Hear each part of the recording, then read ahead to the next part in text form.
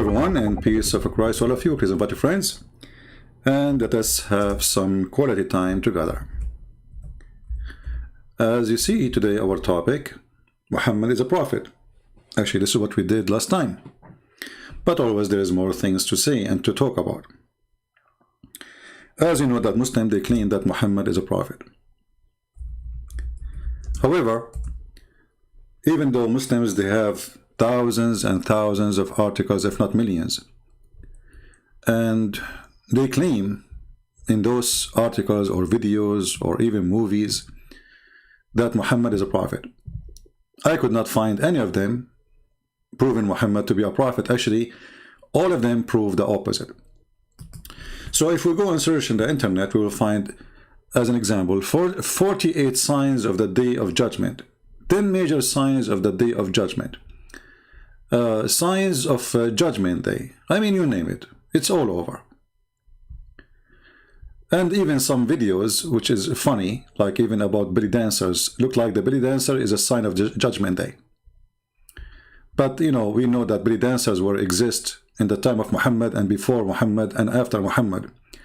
But suddenly the belly dancer is a sign of a day of judgment. So I'm going to open my Skype to give the Muhammadan the opportunity, as usual, so they might show us what we cannot see. I mean, why we cannot see that Muhammad is a prophet, why we see the opposite, why we see that Muhammad is a fraud, Muhammad is a scam. And instead of seeing that Muhammad is a great man, he is a prophet of God, and here we go, this is the proof. So we will open our Skype and we welcome especially sheikhs. If you remember last time, we have someone from, he's from Yemen, he lives in Canada. He said he will call his sheikh, but obviously his sheikh, you know, don't want to dare to speak to me.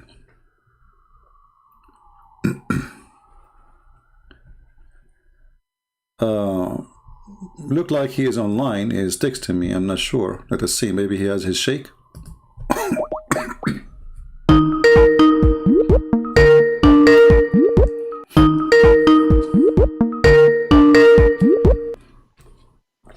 Hello? Yes, Ahmed, how are you doing? Oh, hey, how are you? I'm fine. Did you speak to your sheikh today? Yeah, I spoke to him. Okay, what happened?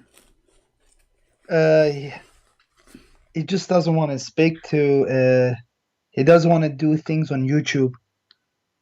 What is the problem in YouTube? Why he don't want to speak to me in YouTube?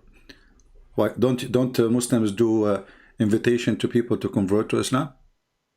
Yeah, they do, but he's more like, what's the word? Like old school. He likes to do things privately, speak to them. No problem. He can speak to me. He forget about Skype. I mean, I forget about YouTube. Speak to me as if I am not online, because I don't want to lie to him. I don't lie, you know. Yeah. I want to say, okay, yeah. I am in YouTube, but he can speak to me as if I am in the street. Who cares?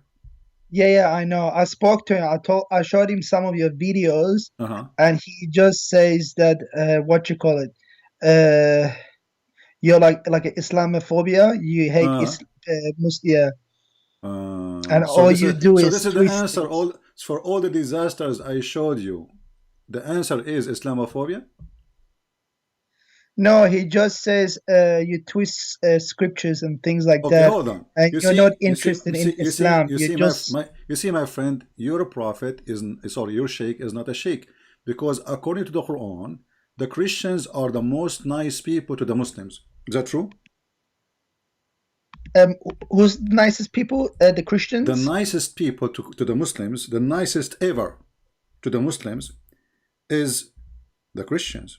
So how does guy he say Islamophobia when the Quran say the opposite? He says we are the nicest. So is he accusing your God to be a fraud, accusing your prophet to be misleading you Muslims, saying to you that we are the most nice people to you? In the same time, he is saying no, those Christians are the most phobia, Islamic phobia. Yeah, I told him, but I told him like you should have a debate with him and just expose him on live debate. But he said he's not interested because that person is not willing to listen or accept Islam. Do you get what I mean? Like, Okay. But your prophet was talking to people who don't want to accept Islam. So is he better than your prophet? astaghfirullah. So, I mean, don't you see he's making excuses? So if you don't talk to those who don't want to accept Islam, you talk to who? To the one who accepts Islam? Because that's mean they are Muslim already. No, that's because most people don't know about Islam. But he says you know about it, but your heart is blocked. You don't care about the religion. You don't care. Okay. Well, if I don't care, how come I'm here? You see, and why I want to talk to him then if I don't care? Obviously, he's run away from me, my friend, and it's time for you to leave Islam because, as you see, he lied to you. He says that those have Islamophobia, and the Quran says the Christian never have Islamophobia. Actually, they are the most close people to the Muslims. Chapter 5, verse number 82. So he lied to you. This is number one. Number two, he is saying that my heart is blocked, even if this is true. Allah, he blocked my heart. So what is my problem? Is it the Quran says Khatam Allahu ala asma'ihim, Allah, he blocked their ear and their heart, etc. So your sheikh is not a sheikh, he is shaky when he heard my he's name. not shaky. He's okay, a well, good sheikh, I challenge you, my friend, nicely, to call him right now. He says, listen, this guy, there's thousands and thousands of Muslims leaving Islam. So it is your duty to expose him in front of everybody. You see, because when we talk to somebody he do not know, the Muslim, they say, is this guy he don't know. This guy is a kid. Or this, you know, he don't. Yeah. So we are asking the sheikh to come, and the sheikh are running away. So what we will do?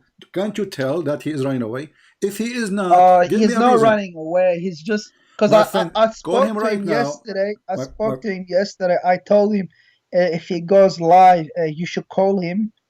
Just like anonymous, like don't tell him who you are. Yeah, good idea. He said, good idea. I told him that, but he says there's really no point of debating him because he's not going to listen, and at the end of the day, he's still going to remain as a Christian. How he know? But I told, I told him. Do he know? Is he claiming to be God? Do he claim to be God? Isn't Allah only the one who knows the unseen? So how he knew I will not become a Muslim? Isn't it Allah who softened the heart of people, and He is the one who hardened them? Isn't it Abu Sufyan used to be the enemy of the Prophet? Isn't it Khalid al-Walid used to be the enemy? So this guy, he is claiming to be Allah. Yeah, because I told him don't worry about him, because there's like thousands of people who watch the thing. You can help 10,000 people to Islam, but I don't know. He didn't listen. No, he is afraid, my friend. He knew. No, I'm telling you. I'm telling you. Listen. What we will lose if he really called me, honestly, what he will lose. Let us say, for the sake of argument, this guy, a Christian prince, he will not accept Islam. What he lost? At least he gave the correct answers for you yourself, and for the Muslims. Yeah. And for even the Christians, so he can show everybody that this guy is not telling the truth if he is not telling the truth. So by retreating and running away, he is showing that he is afraid from what will happen. He will lose his career. People will laugh at him, starting from you, because maybe the rest do not know who is he, but for sure you will know his voice because you are watching and listening. Yeah. CP, how's my voice? Is the mic clear, or should I get my headphones? No, you are fine for me. So why you don't call him right now, my friend, again? Say, please, for the sake of Allah, do something. Yeah. Nah, trust me. Like yesterday at the masjid, I was speaking to him. I was trying to convince him to call you, but he just shut me down. Exactly. And I can't call. Yeah. He just shut you down call him again because he is terrified, my friend. He knew he cannot refute me. I don't know. Isn't it, my friend Ahmed? Listen, isn't it a clear sign? Who is the one running away? I am welcoming him, and I promise you I will speak to him nicely, correct? Yeah. Okay. And he, as you said, even you gave him good idea. Don't tell that you are a sheikh. Don't tell anything about yourself. Like, give me any name you want. Yeah, I told him that so he can call you. See, even this one he will not do, because he knew that he cannot answer our questions, and we prove that Muhammad is a false prophet. So he decided to retreat because he is powerful only in the front of someone like you to fool him. So this is what's happening. He is the one is fooling the Muslims, not me. Otherwise, if you know that this person is lying, like there's many Muslims, they say Christian prince is lying. So why they don't call me and get me busted? Yeah, because I've been seeing your lives for maybe like 5 days now, for Hmm. 1 week Yeah, now, yeah. and I'm just surprised there hasn't been any like top Muslim sheikhs or scholars calling you and just bust you in front of everyone. Do you get what I mean? I'm just I, surprised no one has done that. I know what do you mean, and here we go. You have first-hand experience. You call your sheikh, who you saw. You said to me, I do not know who is he. He is the big shot, right? Yeah. So why the big He's shot? he's he's like one of the top. He's like one of the top scholars in Toronto. Okay, why the top scholar in Toronto? He don't dare even to get me busted. You see, you are not asking him even to debate me. You are asking him to get me busted. Can he call and say, hey, let me get you busted? It's going to take him 1, 2, 3, 4, 5 minutes. Christian Prince became shish kebab. But look what happened. He is the one is hummus. Yeah. Because honestly, like, I just want somebody to call you and just like to bust you, make you like shish kebab. I want that to happen too, you know. I just don't. I want that. I I just support you in that. I support you in that. You know. So what do you think? Okay, listen.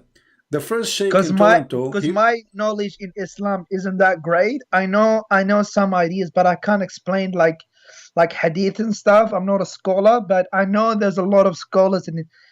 But I don't know why they don't call. It was so easy for me to call you, but how come they can't call you? exactly. You see, I don't choose my who's calling me. I don't know you. Yeah. Be honest with me. Have you ever spoke to each other before? Before No, last time? first time. Yeah. Did I ask you even who you are before you call me? No. No, that's the thing. You didn't even know who I was. I could have been like Ahmed, like Zakir Naik, and I could have just bust you in front of everyone, but it wasn't Zakir Naik.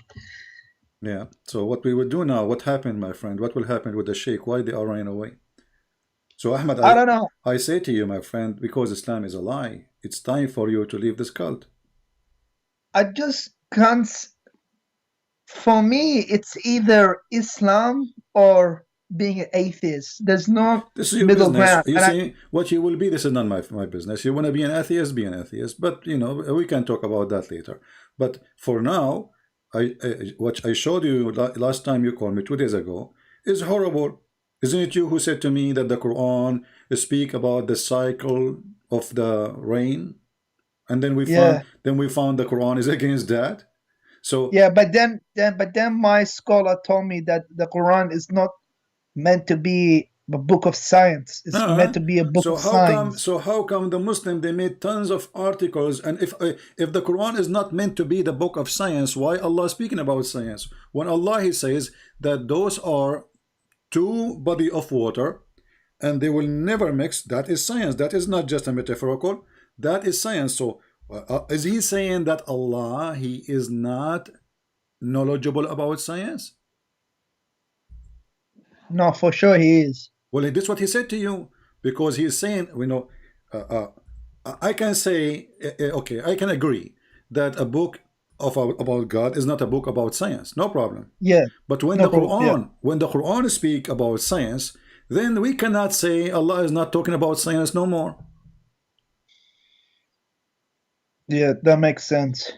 So as long Allah he says, okay, you know, that said, those two waters, the fresh and the salty, they never mix. Then they never mix. That's it. I mean, what do we need to play with it? You know, they never mix. They never mix. What you will do? Yeah. So if I am you and I'm looking for a truth, regardless who is the one who hold the truth, I mean, this is obviously is not from God, because God he don't say stupid things. God is wise. But how do you explain in Islam? Like, how do you explain the good characters of the Prophet What Muhammad? Do is you get good? what I mean? Like, What is the good character, my friend? Your prophet. Don't be upset from me. I'm just telling you what I believe. Okay, you asked me, so now it's time yeah, for me to tell you.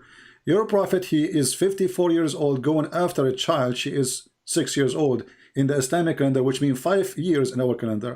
Is that a good character? Muhammad, let me, Ahmed. What do you think if your father come to your house and he flirt with your wife? my father flirt with my wife. Yes. What do you think if your dad, God forbid, you know, I'm not insulting your father. I'm saying if, let Yeah, us say, what do you think if your father come to your house yeah. and he flirt with your wife? Like flirt how? Like he's attracted to her, or like what do you mean? He's, Like he you know, likes her? he flirt for her. He say, you know, praise be to Allah who made my heart flip for you. You know, he tell her clearly that he like her, he want her. I would think like he lost his, like he has mental problems, like mental health or something, or Alzheimer or What? something. Okay, Maybe. what about he is he's a bad person too? Yeah. Do you think a good person will go, even your friend? What about if your brother? So this is cannot be, because you are the one who mentioned to me the good character, correct? Yeah. Okay, a good character is not you go into the house of somebody and then this man he have a wife and she is married, regardless if you are a father or the neighbor, right? Yeah, that's true. So you don't flirt, you know, you don't flirt with the women. So I want you to look with me in the screen. You speak Arabic, I speak Arabic. I can give you the link actually, you know. But this is Tafsir al-Qurtubi, volume number 14, page number Oh, 190. let me open up YouTube. I don't have YouTube open. Okay. I just have Skype. Yeah, all right, no problem. I will send you a link. Let me send you a link which is can be shared. This one have Arabic title, so it's going to be hard to share. All right.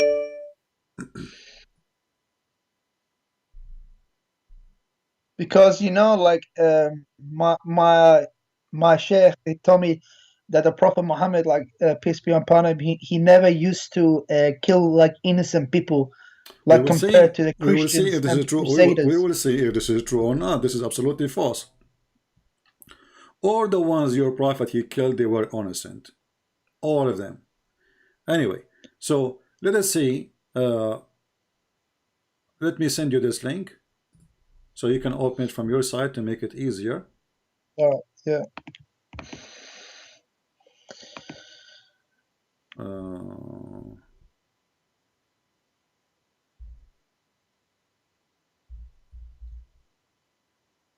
all right. This is a link, one of many links. Actually, you don't need to go by this one. You can open Tafsir al-Qurtubi for the chapter I'm going to show you, which means as any book, doesn't matter really for me. This is your Islamic interpretation. This is what the scholars they say, and this is what the reference at the hadith says. So open with me the link I just gave you. You know how to search for certain words in a page? Is it Control F? Yeah. Yeah. All right. Search for the word Subhan. Well, I gotta change my keyboard to Arabic keyboard because it's in English. Oh. Well, anyway, if you go in that page, Yeah. you see where it says page number 172? Yeah, I see it. All right. It says here that the Prophet, when he went to Zainab, he stayed there for some time. And then he came to Zayd one day. And then he found Zainab, فَأَبْصَرَ زَيْنَبَ قَائِمَةً. He found Zainab standing. And she was white, beautiful. Oh, yeah, I see it. White and big. big. So why? Because the Arab at that time, they like to have a wife. She is overweight. They call it, now they call it, big and beautiful, because this is like the average of beauty. If you are skinny at that time, people don't like her. Back then, that was the beauty standard. And look what it says here. Yeah. وَمِنْ أَتَمِّ نِسَاءِ قُرَيْشِ. So she was from the most beautiful, perfect women of Quraysh, correct? Yeah. Read with me carefully. It says فَهَوِيهَا. Do you see it? Yeah. Wow. Wow. This is the character of a prophet. فَهَوِيهَا. He loved her. He fell. Actually, the فَهَوِيهَا is not even love. It's like a he have a lust for her. Like he lost his control. Yeah. And then what he said to her, look, he did not only in his heart he felt like he want to sleep with her. He said, Subhanullahi muqallibul qulub. Do you see it? Yeah. Wow. How Muhammad used even the God name, his God. Remember, Allah is his God, right? He used his God name to flirt with the married women. Oh, wow. But But the Prophet didn't even have a son. He only had a daughter. Doesn't matter, my friend. He adopted him. This is from the time of Khadija, because Muhammad cannot have kids. He's an impotent man. So because Muhammad cannot have kids, Khadija, she wanted him to have a son, so they adopted this person. But however, he is adopted or not. Let us say you are my friend, and I come to your house. How in the world? And I claim to be a sheikh. I claim to be. I'm not a prophet even. This guy is a prophet. This is supposedly the best of mankind, the Muslim they claim. And you, a second ago, you told me how you explained to me the great character of Muhammad, right?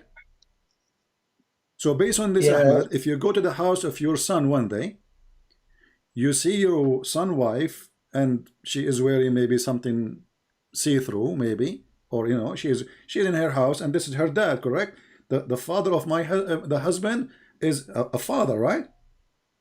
Yeah. It's forbidden for her. So how in the world the father of his own son, he flirt with married women? How in the world, even if he is not a father, he flirt? And not only that, he used the name of his God. Yeah, to flirt I with read him. that. So what do you say? I'll be honest with you, from what I read, it's really bad. Not only but this, I can't just take that. Listen, Ahmed, listen, read carefully, continue reading. فسمعت زينب بالتسبيحة. So Zainab, she heard him flirting, praising her by Allah, using Allah name. And then she told her husband Zayd, فذكرتها لزيد. Do you see it? Yeah, I already read it. And then look what it says. Yeah. ففطن زيد. Like, what the heck? So now Zayd, he got it. They are sleeping together. They are, you know, there's something between them. Because there's no good woman. She will be excited. She should say to him, shame on your father. Look what he said to me, correct? Yeah. She did not say that. She liked it. Obviously, they are sleeping together already. And then he went to his father and he says, oh, Messenger of Allah, please give me permission to divorce her. فَفَطِنَ Zayd. So Zayd got it. They are already together. This is the man they told you he is a good man. What do you think? Well, you know, I can't just. Maybe this was written by the enemy of Islam. My friend, this is Al-Qurtubi, my friend. This is Al-Qurtubi, and you can open the website of the Kingdom of Saudi Arabia. So this is written by the enemy of Islam, and you Muslim teaching it in your school. Are we going to blame the Jews as usual for anything happen? Is that a story written by the Jews? Is Al-Qurtubi as a Jew? No. And by the way, this is not only Al-Qurtubi, this is in many books. And nobody says this is a fabrication. And here you will see actually, it says, وَقِيلَ إِنَّ اللَّهَ بَعَثَ رِيحًا فَرَفَعَتِ السِّتْرَ وَزَيْنَبَ مُتَفَضِّلًا. And Allah, He sent wind. Look, Allah is working for Muhammad. Allah is working for Muhammad. Allah, He sent wind, and the curtain is left, and she was متفضلة, which means she is almost wearing nothing. في منزلها, so she is at home, you know. And then فرأى زينب فوقعت في نفسه. So he saw Zainab and he wanted her. And not only that, فوقع في نفس زينب أنها وقعت في نفس النبي. So Zainab, she noticed too that Muhammad, he wanted her. I think I read a similar thing in the Quran as well, but it wasn't in details. Yeah, this is the interpretation of the verse, my friend, where it says Allah, He says to him, Allah saying to him, are you going to hide your, you know, what Allah, He made it clear for you that you want her? Look, it says here, وَقَالَ ابن عباس وَتُخْفِي فِي نَفْسِكَ الْحُبَّ لَهَا. This is the meaning of the verse. Why you are hiding? Look at the hypocrite. The guy, he went to Muhammad telling him, let me divorce her. Muhammad, he says, why you want to divorce her? A second ago, he was flirting with his wife. Yeah, you know, unbelievable. Yeah.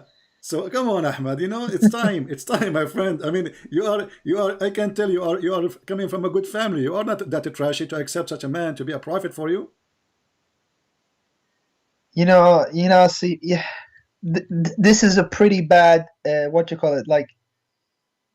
what's written there. I need to save this link and show it to my sheikh and see what he says about What it. he will say to you, this guy, Allah, he block his have Islamophobia. That's what he will say to you. He already gave you the answer.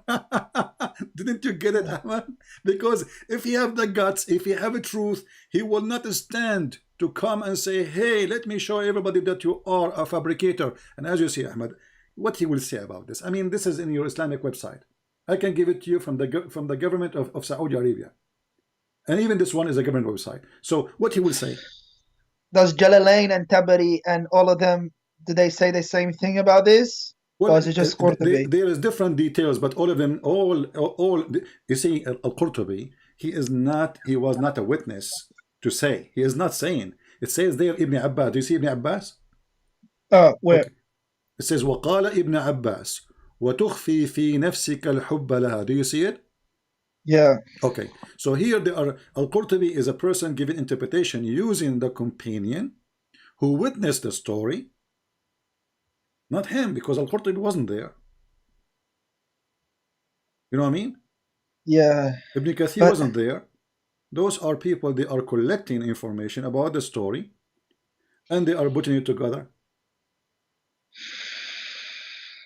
Then, but why do people say that the Prophet Muhammad, peace be upon him, he was the most, he was the best of mankind? Ask yourself. You are the one who told me that just 10 minutes ago. Because you do not know, my friend. I don't want to insult you. You know, you are ignorant. I just inform you something you do not know. Because of our ignorance, you know, we say things, it's not true. Because we grow up in a society, everybody praising Muhammad, he's amazing, he's the best of mankind, he's when the guy is nothing but a perverted man.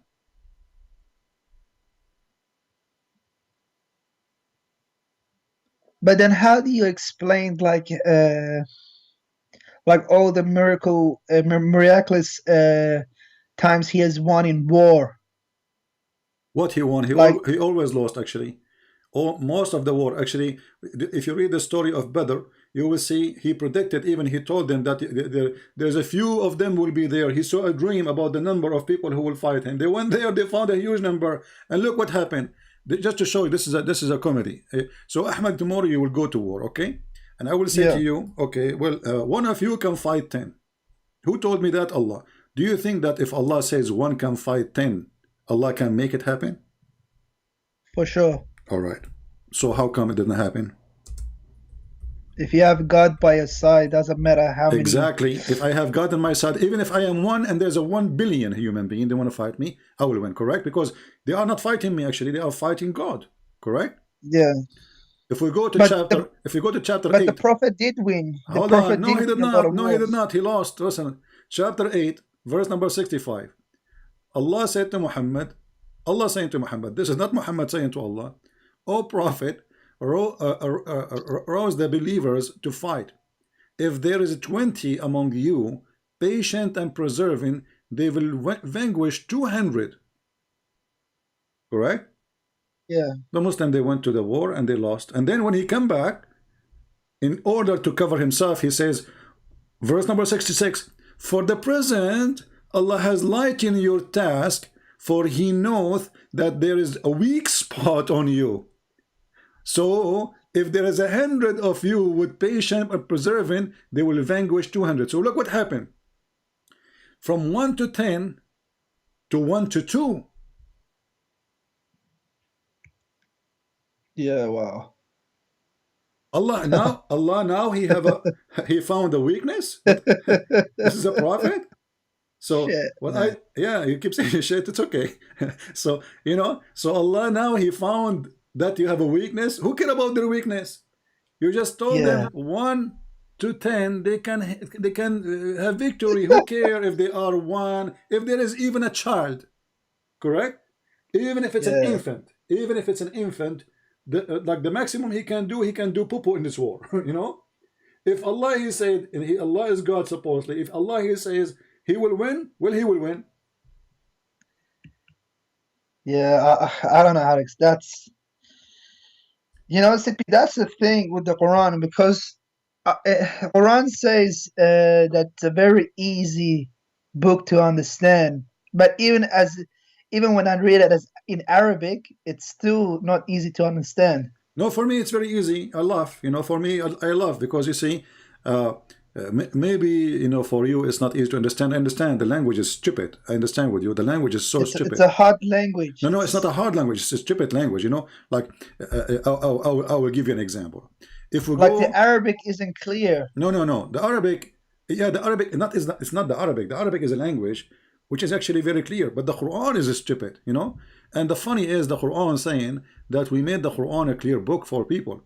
So if we go to chapter Al-Kafirun, Al-Kafirun, right? Yeah, I know that. I spoke to my sheikh about that. I always tell him, like, if the Quran is supposed to be a clear book, then how come for me it's a bit difficult to understand certain. It's not even certain. It's most chapters and verses. It's a bit hard to understand. My friend, I'm giving but then you. But then he tells me this is what we're here for. Yeah. This is what. Okay. Exactly. This is why. And when we needed him, he ran away.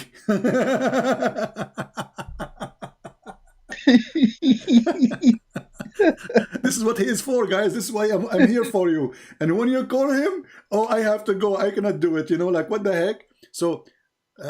Ahmed, I want you to focus on me, and I want to show you. I know you. Do you know this chapter by heart, or you do not know? Yeah, I know this. Can you say it by heart? You like which one? Al-Kafirun. Do you know Al-Kafirun? It's okay if you don't know it. قل يا أيها الكافرون لا أعبد ما تعبدون. Do you know it? Do you want me to read it or? No, it's okay. But let me show with you how stupid this chapter. This is God talking. So Allah saying, oh, that chapter, yeah, that was the thing. When I read it the first time, it was really like I didn't understand what was this, what was about. It made no sense. Muhammad, he was talking to the kuffar of Quraysh, and later here clearly proved that Muhammad is a false prophet. Why? Because he said to them, I worship not what you worship, and I will not worship what you worship, and you will not worship what I worship. But later, all of them, they worship what he worship. I mean, look at this idiot. He told them that you will not worship what I worship, which means he is sure. And then all of them later, they worship what he worship. And just how stupid the verse is. I mean, the whole chapter is, okay, I don't worship what you worship. That's it. Why you keep repeating yourself?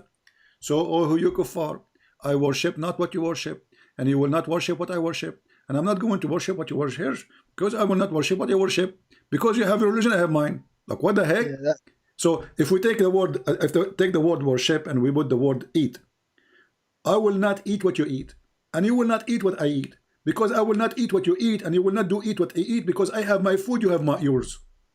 Yeah, it's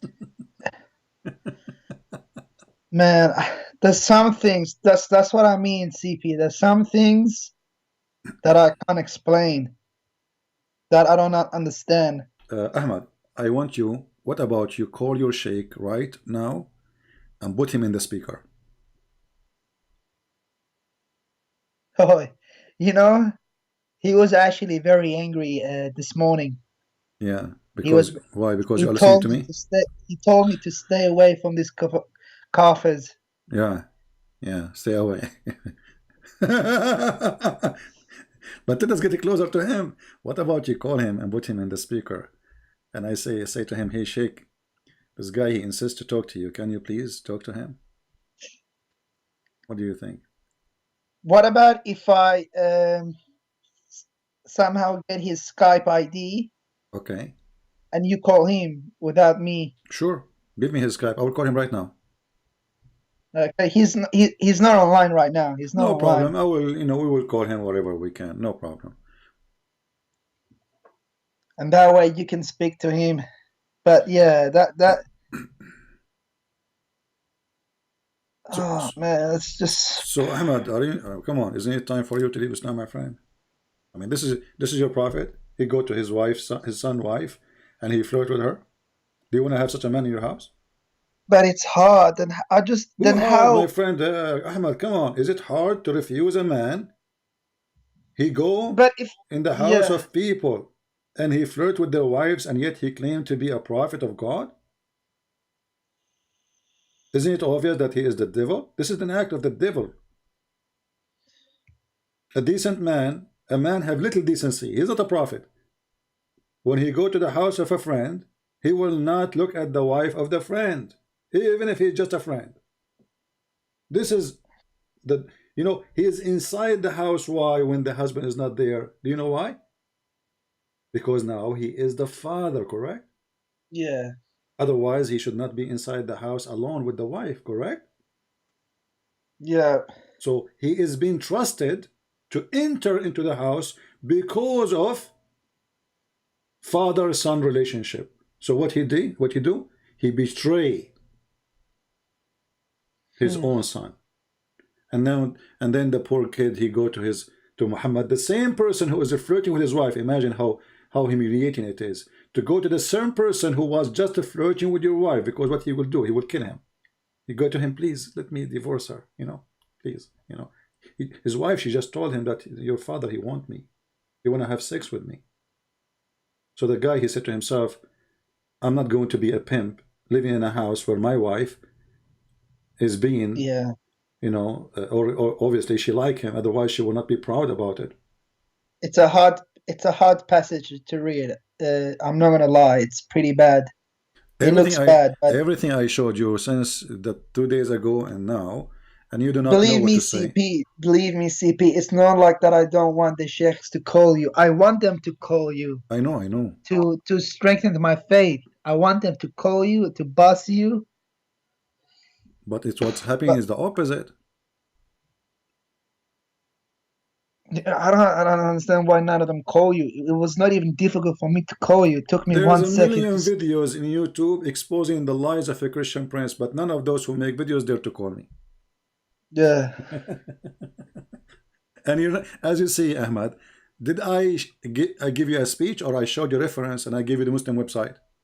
Nah, you show a reference. Okay, Cause I'm yeah, always because I've showing the been. screen what I say, and I make Muslim read with me. And then how in the world you say to me I'm lying? Because before I used to watch you, I used to watch Sheikh Uthman Farouk. Yeah, But potato Farouk. but I stopped watching him because he's a liar, and that's how I found you. How you know he's a liar? What made you? Did you watch the video about him that the prophet he did he free her to honor her and he married her? Talking about Mary the Copt, and then we showed the Yeah, reference. that's the one. That's the one I watched. Because I knew that story already, and he just lies. Exactly, he's a potato.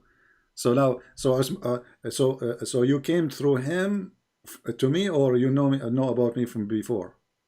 No, I think on Twitter or something, because I follow his Twitter. He called somebody about Christian princess or something, Christian princess. So I've just searched up Christian. I Yeah. searched that up on YouTube and I found you, and yeah. So you see, even he tried to insult me. He's a bully. They are a bully. They cannot refute me. And all of them, they want to debate me face to face, but nobody can debate me in Skype. No problem, because they are scared. They knew they are liars. So look what happened. This guy, he made videos to insult me. He could not refute me. And now, because of his video, you are here. You search for me. And now I can tell you are leaving Islam left and right.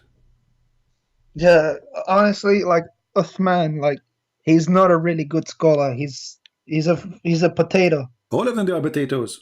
Your sheikh, Not the one, all of them. no, all of Not all them, of them are my friend. potatoes. No, Ahmed. Just Okay, isn't it the sheikh you spoke to him today in the morning is a potato too?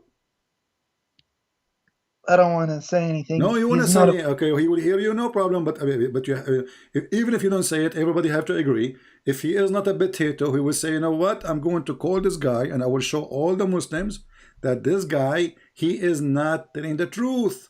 Very simple. Yeah, but if Uthman, Uthman, he's a liar. He lies about just to make himself to make Islam look good, but he fabricates things. That's why I stopped watching Uthman. Yeah, well, he is he is not even a potato for me. He is just a puppy. But anyway, You see, Uthman is not the prophet anyway. I mean, we are not here. I don't want to do Yeah. what Muslims do, start, bullying, and, I don't care about this person. At the end of the day, our argument is about Muhammad, if he is a prophet or not. There's But CP, just one question. If like what you call it, if like Islam is not the truth and stuff, and like, then how come like all the sheikhs and scholars are still being Muslim? How come they're not leaving Islam and not exposing? first of all, those have a career, they are making living from it. And if you are living in Islamic society, and there's a consequence if you leave, that you know the thing, right? So especially if you live in the Middle East, who dare to say, Muhammad, do I dare to say what I am saying to you now if I live in Saudi Arabia? If you say these things in the Saudi Arabia, they would probably properly, they will make me shish no, they will kebab in 2 execute minutes. you. They'll probably execute you. Exactly. So why the sheikhs are still sheikhs? Because who dare? Yeah.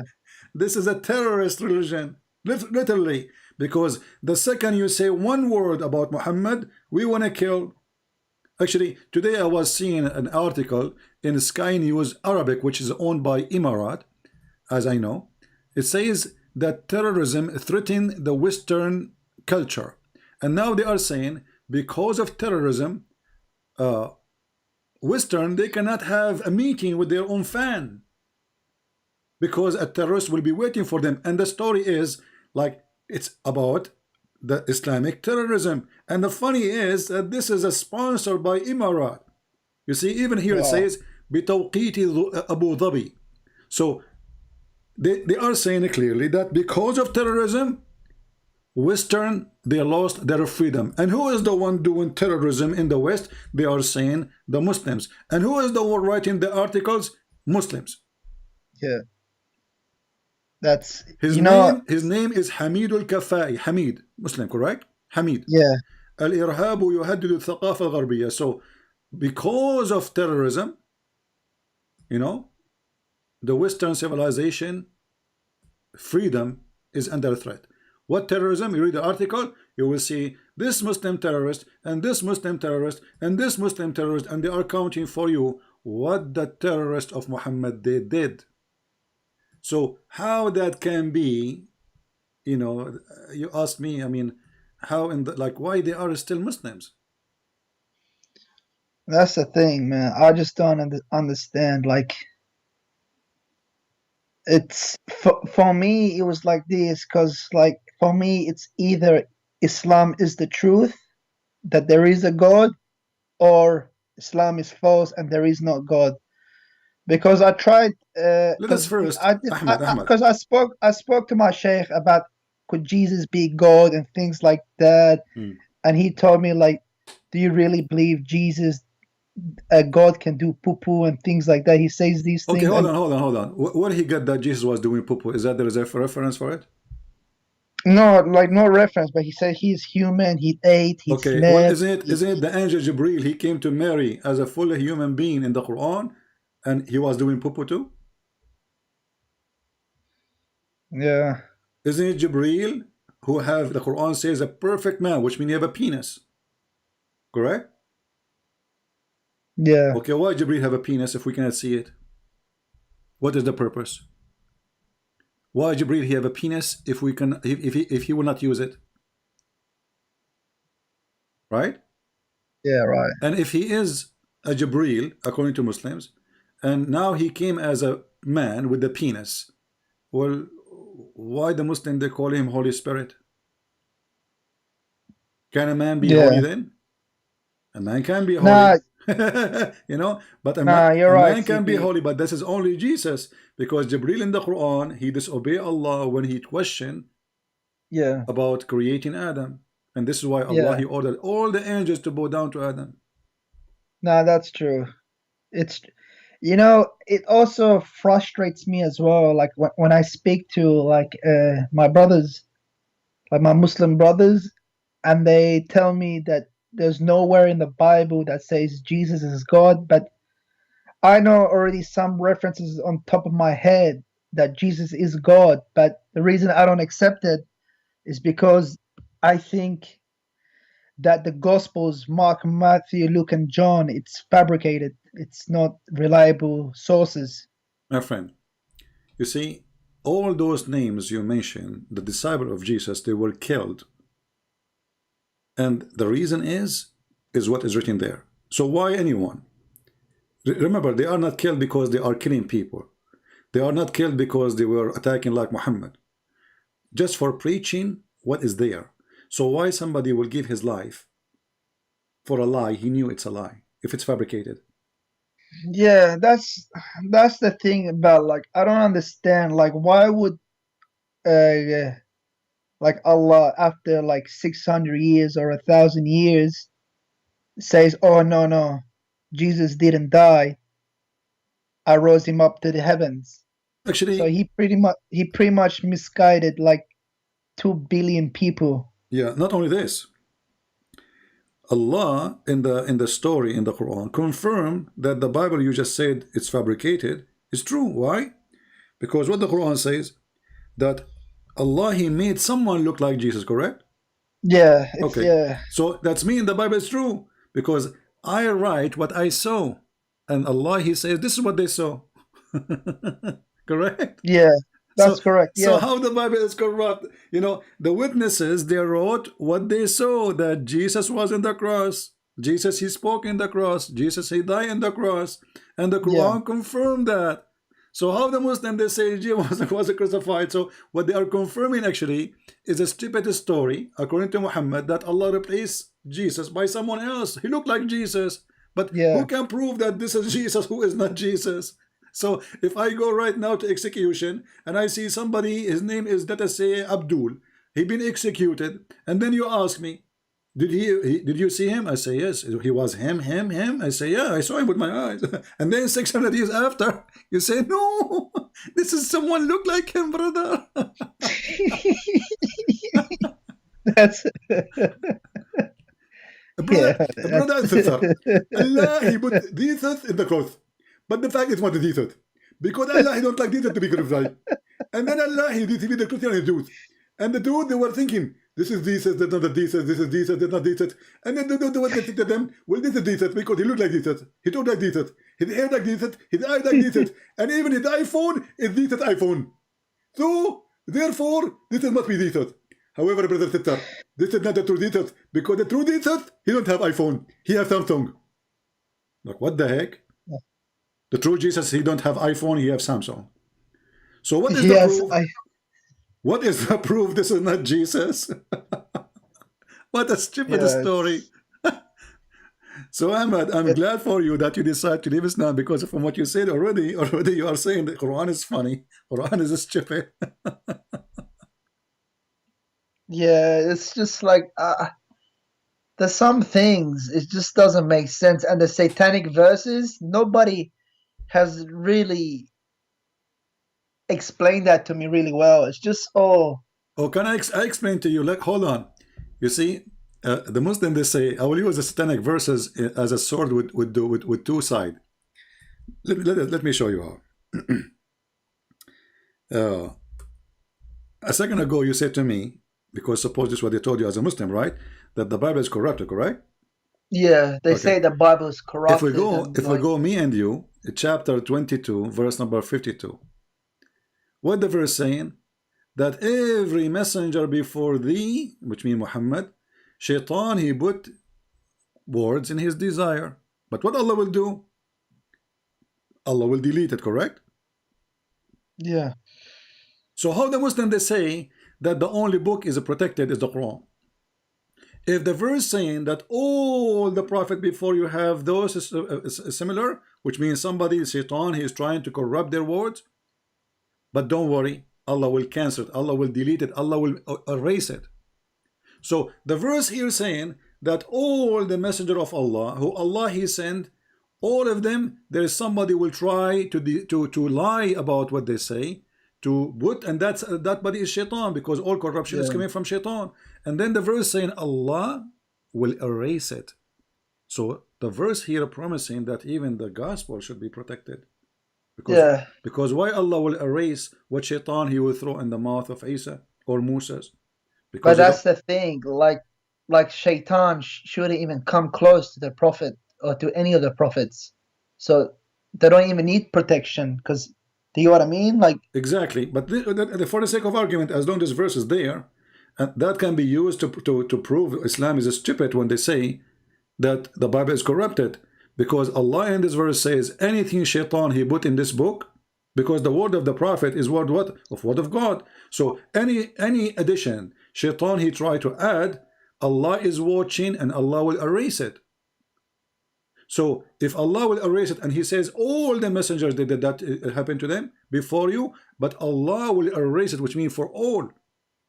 So how the Muslim they say this will only happen to Muhammad? Secondly, the satanic verses, if you read the story, you will see that Muhammad he bowed down to the idols, the three daughters of Allah. That's yeah, Muhammad, I read that. Yeah, I read that. That's mean Muhammad is a mushrik.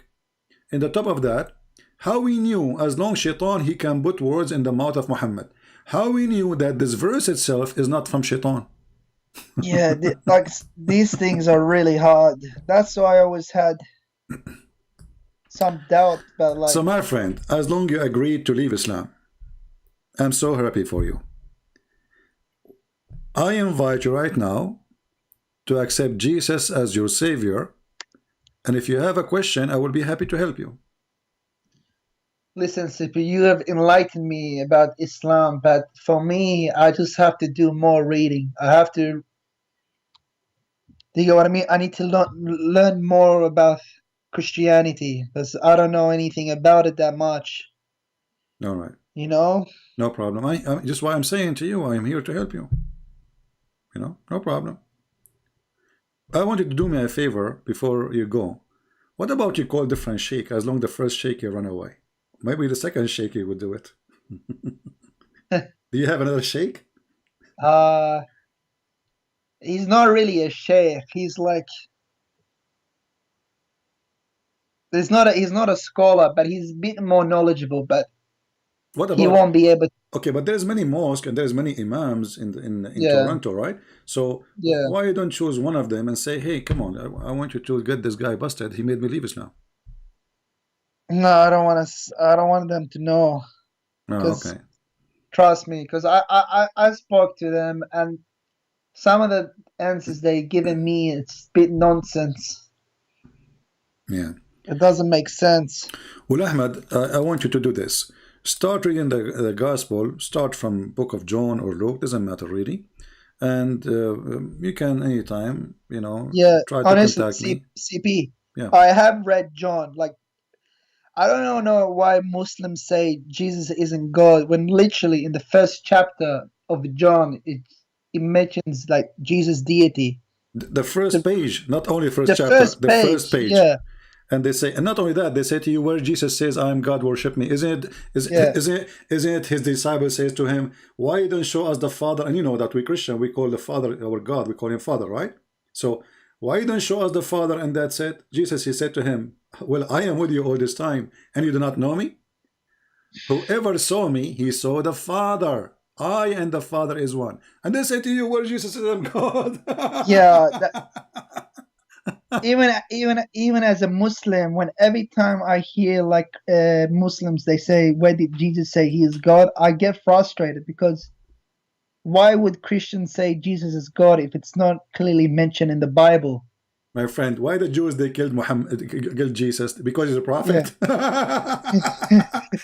that is stupid to say. Because if they kill him because he's a prophet, that's when they believe he's a prophet. You see what I mean? If they killed him because he's a prophet, I mean, if we want to say that the Jews are very, according to Muslims, they try always to make them very evil. Okay, no problem. You can make them whatever you want. But the Jews, they have many prophets and they follow them. They did not really kill them, right? Yeah. At the same time, the Quran says that the Jews, some of the prophet they accused to be a liar, and some of the Jews they killed. If we ask the Muslim now, any Muslim who's watching, who is the name, give me the name of the person who is a prophet who was killed by the Jews. No prophets. Can the Muslim tell us who is the Jews, who is the prophet which killed by the Jews? As an example, chapter 5 verse number 70. It says there, some of them you accuse of lying and some of them you killed, which means there's many. Muslims, Who are they, the many prophets, the many who were killed by the Jews? If there is any shake. So Ahmed, I will be happy to receive call from you again when you like to know about Jesus more, and you like to I would love to, my friend, you are a nice person, and I would love to save you from hell. I believe in hell. I believe in salvation. I believe that Jesus Christ is the only Savior. And because I love to see you saved, my friend, you are like my little brother, and I love to save you and take you with me and all those Christians to take you with us so we can enjoy a real happiness with the Lord. I like you to accept the Messiah. Yeah, so, thank you. You have definitely enlightened me. I'm definitely gonna read the Gospels, but can you just for me, the biggest issue with Christianity is not Trinity. Like Trinity, I don't know why sometimes Muslims say, "Oh, Trinity doesn't make sense," or "This doesn't make sense." For me, it's like how can you make sense of God, of who He is? Your mind can't comprehend who God is. Yeah, that's true. Do you get what I mean? Yeah, I mean we call so him. It doesn't matter. We call him Almighty. Why we call him Almighty? Because he's Almighty. What Almighty mean? There's no limit of what he can do, right? So he's Almighty. So when this man he says to you that Jesus was a man, so are you saying to me that God Almighty, he's capable not of being a man in the same time God? This is against the word Almighty. This is against the word God. But wait, CP, do Christians believe that Jesus is a man, or he just became a man? My friend, the Bible teaches that for God he humbled himself. He humbled himself, so he come in a form of a man. So God, because he's so glorious, and because his glory is too like if you see God the way he is, you can't even live. Let us say, I'm not going to compare God to the sun, but the sun, the star, But imagine you are getting close to the sun. What will happen to you? Yeah. This is what will happen. So God, he humbled himself, and in order for us to see him, he came to us as a man. So he is a man in the same time he is God. And if God, he choose to be a man forever, this is God. If he choose to be a man for a day, he is God. If he choose, you cannot tell why God, you cannot do this. Honestly, CP, sorry, that's the biggest issue with me. Like, I spoke to not my sheikh, but with one of my friends. I told him God can't be a man. Then how did God become a tree, like a burning bush? Yeah. When he spoke to Moses, do you get what I mean? Exactly, and not only that, actually, the voice came from the tree, right? Yeah. Okay. How did God become a voice? They will say no, God. But yeah, that's. Is the voice of God is the voice of God is God? See, the Muslims, just because Muhammad he said, they refuse. As an example, I never saw a Muslim making fun of Mary being a virgin giving birth to Jesus, correct? Yeah. Why? Because the Quran says so. But imagine if there is no verse in the Quran, they will laugh at us. You know it. Yeah. So just because Muhammad says so, okay, it's true. When we ask the Muslims, is Allah is a fire? They say to me, no. So what this verse in the Quran saying? Blessed is the one in the fire and the one who is around the fire. Who is the one in the fire? Moses, he come, he heard the voice of God, and the voice of God is coming from the tree, from the fire. Okay, and then it says, but when he come to it, chapter 27, verse number 8, he was called, blessed is who is ever in the fire and who is ever around it. You ask the Muslims, who is the one in the fire? Remember, the Quran says that this is a holy ground. Take off your shoes. So, are you a Hindu, Muslims? Because the Hindus, they believe in a holy fire. Yeah. Right? So, are you a Hindu? Why it is a holy ground? Who is in the holy ground? Allah. Yeah, God. So who is in the fire? They have no answer. You read the interpretation, they will say to you, the angels. Like, what the heck? Why it says the angels? And why the angels are inside the fire? I mean, what they are doing there? Like That's great. they are doing break dance. Like what they are doing? Like, hey, angel, why you are inside the fire? Angels, okay, come to the fire, man. You will be burned. No, that's okay. For me, fire is okay. I thought hellfire is for. So how? In the same time, because Muhammad is a fraud, he copy a story from the Bible. He add his own spice, and Muhammad is like a person who steal my bicycle, and then he paint the bicycle, so I will not know that this is my bicycle. But he forgot to take my name from it. Come on, CP. Honestly, this is how Muhammad is. He is the most foolish person ever. I mean, the more we read about him, the more we die laughing. This guy is a certified idiot. So I cannot find better comedy than Muhammad. Actually, like 99%, 0.9999, like the election in the Middle East. Guys, when they vote for Saddam Hussein, 99.9999999 they agree, and the one who did not agree, actually he agreed, but he died when he was doing the election.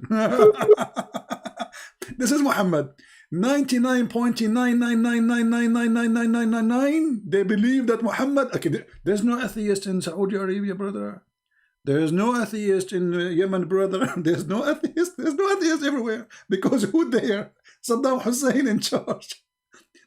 But the second you start reading, you will see that this person, this prophet, is a false idiot. Anyway, Ahmed, he hung up. All right, he's gone. But we are happy that Ahmed, he left Islam. He called me to get me busted, and he ended leaving Islam. Let us see if there's other Muslims. All right. I'm a Muslim. Okay.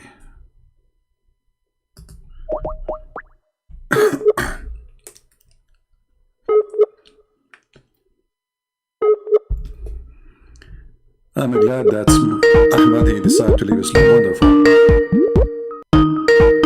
We are calling different Muslim. Hello?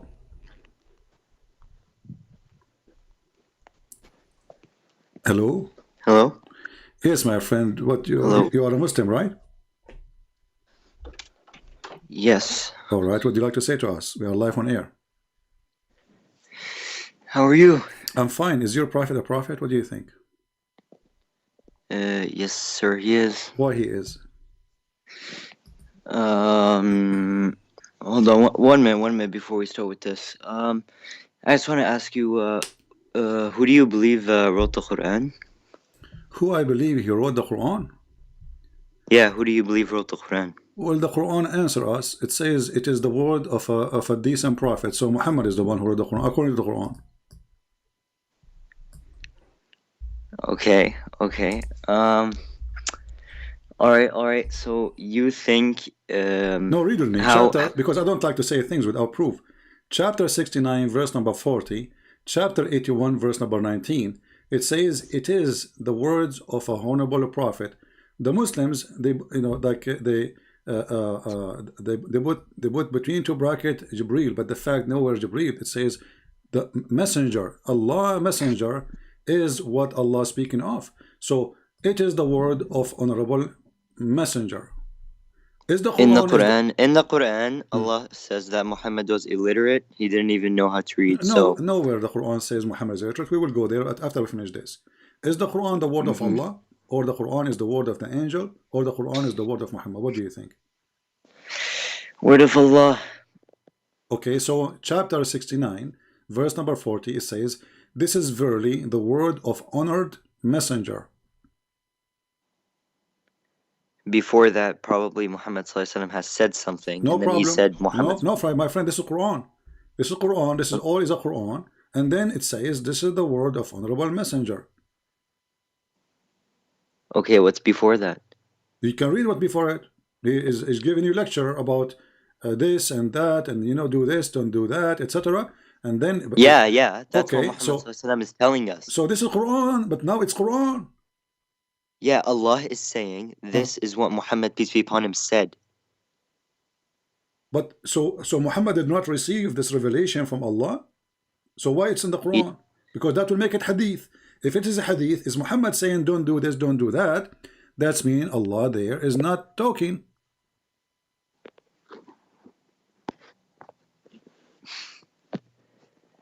Okay. Yeah. Can I have a question? What, we want to skip this one now?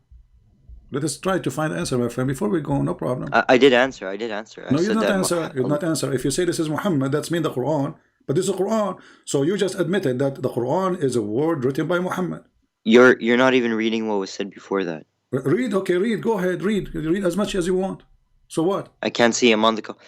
Open chapter 69, my friend. Open chapter 69 and read any verses you want until 40. That's not the problem.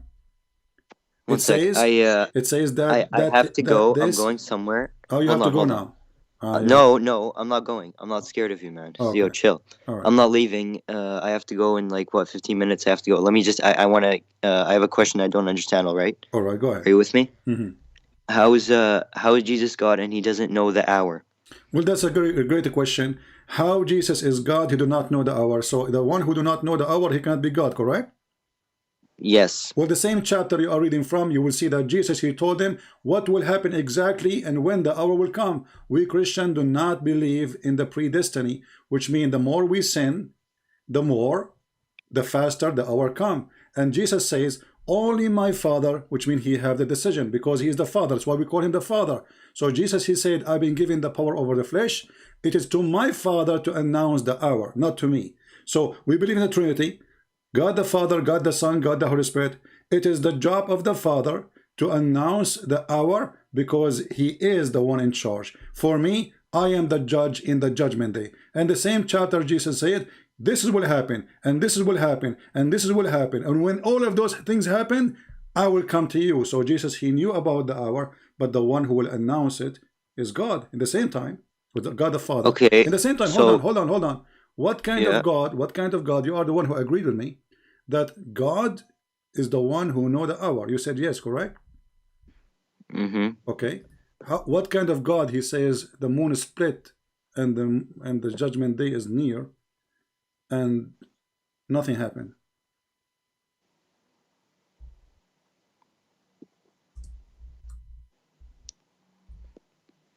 Do your God know the hour? Yeah. Well, no, because he says that اقتربت الساعة. The word اقتربت in Arabic means not only near, it's almost in the corner. Your prophet, he says, ليوشكنا Isa. Almost Isa, he will come, and he will be here, and that will be the sign of the judgment day. And Isa did not come, and this was 1400 years ago. If we go right now to the hadith, if we ask you, who is the one who told Muhammad that Isa will come very, very soon? You will say to me, who? You will say, Allah told him, correct? Mm-hmm. Okay, read with me carefully. It says, and this is Sahih. I can't see anything because I'm on my phone. No problem. I can read for you, my friend. No problem. By the one whose hands is my soul, Ibn Maryam, the son of Mary, shall soon descend among you, judging justly. He shall break the cross and kill the pig. Jesus is going to be a cowboy, will fight pigs, no problem. But did he say liyushikna, which means extremely soon, not only soon, very soon? I know why. In the Quran, 80% so far, 80% of what's in the Quran has been proven 100% correct. 80% of it is 100% correct. Give me the other 20% is unknown. No, hold on. You see, don't give me numbers 80%. My friend, give me one. Proven to be true. A lot. Okay, give me one prophecy in the Quran come to be true. Or one knowledge. Okay. One of them was he said that iron didn't even come from Earth. He said it came from like meteors or something. All right. Like not too long ago, we knew that iron came from meteors. Okay, hold on, guys. Allah in the Quran, He says iron did not come from the earth, is coming from the sky, from the space, correct? Yeah. But is that true? It was proven to be, yes. No, my friend. If you go right was now, it? Wait, my friend, the volcano have something called magma, correct? Okay.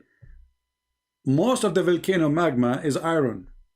So how we have no iron except the one coming from the sky when the magma, the core of the earth, is full of iron?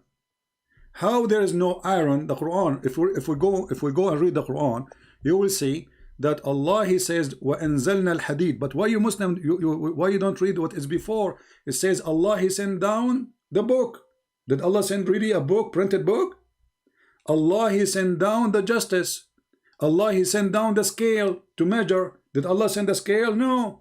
And then we send down the iron. So this is not about iron sending. Allah saying to you that everything creation you have is made by us. But I will go with you now, because now that will become a mistake. Because did Allah send the iron to who? To mankind, correct? Okay. So mankind is there, correct? Yeah. Okay. So isn't it the blood of Adam have iron?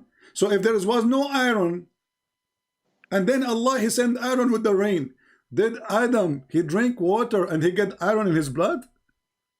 If there's no iron in the blood, we will not live. We will die. Anyone have deficiency, little deficiency in iron, he is going to be sick. If he have no iron at all in his blood, he is dead. Wait, I'm not. Was it iron or was it something else? Iron. I'm not sure. No, iron. Is that what he iron, said my in the friend. Quran? Iron. You can go right now and read about how and what is the percentage of iron in our blood. And if we don't have iron, we are dead.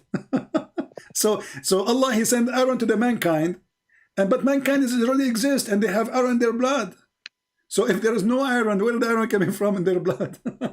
And remember, Adam was created from dust, correct? So from dust to dust you go, my friend. No. What do you mean no? Created from what? He was created from clay. What, isn't it the clay is a dust mixed with water? You're funny. Yeah, I'm funny. Look at these losers in the comments. Okay, don't talk about the bunch of losers, my friend. Focus. These guys have nothing to do. They it's okay. It's okay, my friend. Guys, be nice, please.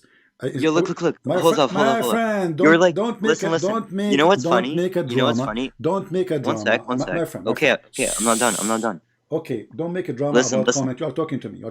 Listen. I heard you today. You were making fun of Zakir and Naik when you're the one sitting on your laptop waiting for random people on Skype. You should be ashamed of yourself. What? Zakir and Naik actually gets up in front of millions and talks to people. I'm getting in front of millions. You see, I am #1 person Indonesian people listen to around the world.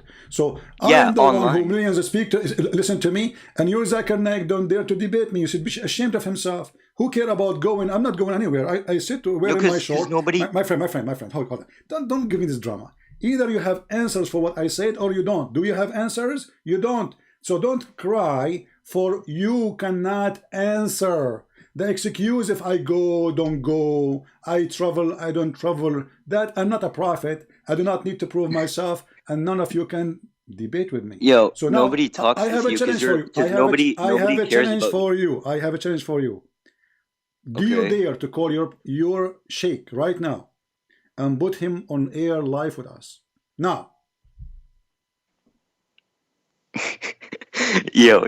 Do you realize how embarrassing you are? I just embarrassing. Embarrassing is you. I'm challenging all your sheikh and you don't dare to debate me. And when you call me, I get you busted in 2 seconds. Let us take who's next. How embarrassing.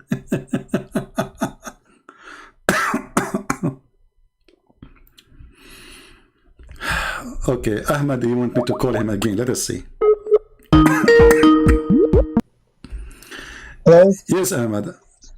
Sorry about that, CP. My internet just dropped off. Yeah, it's okay. Did you hear the guy saying that Zakir Naik, he speak to everybody? I don't. Yeah, he was being really stupid. Do Zakir Naik dare to open his Skype to anyone to call, including me? Do he dare? You don't. I have my Skype open for anyone. I don't know who's going to call me. I don't know if he's a scholar. I do not know if he's a smart. I don't know if he's a genius. I don't know if he is going to... I'm not afraid of anyone. CP, when he mentioned the verse about iron, I knew you were about to bust him. I will bust them anything they say, my friend. But Ahmed, don't laugh. I got you busted too. But that's oh yeah. It doesn't matter what you say. This is why they don't debate me, my friend. It doesn't matter what you say. They will get busted. You know, the Muslim, they made an article about how to debate Christian prince. They said, if a Christian, even if a Christian prince, he said to you, the prophet was a great man, don't say yes. And don't say no. Because whatever you say, he will get you busted.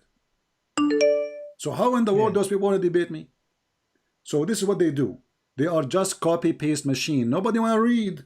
Nobody want to see. They are blind people. They are copy-paste. The Quran is a joke.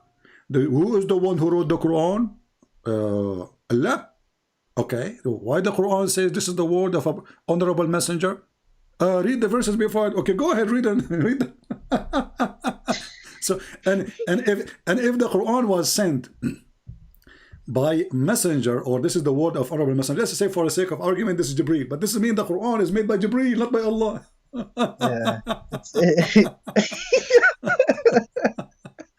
What a comedy.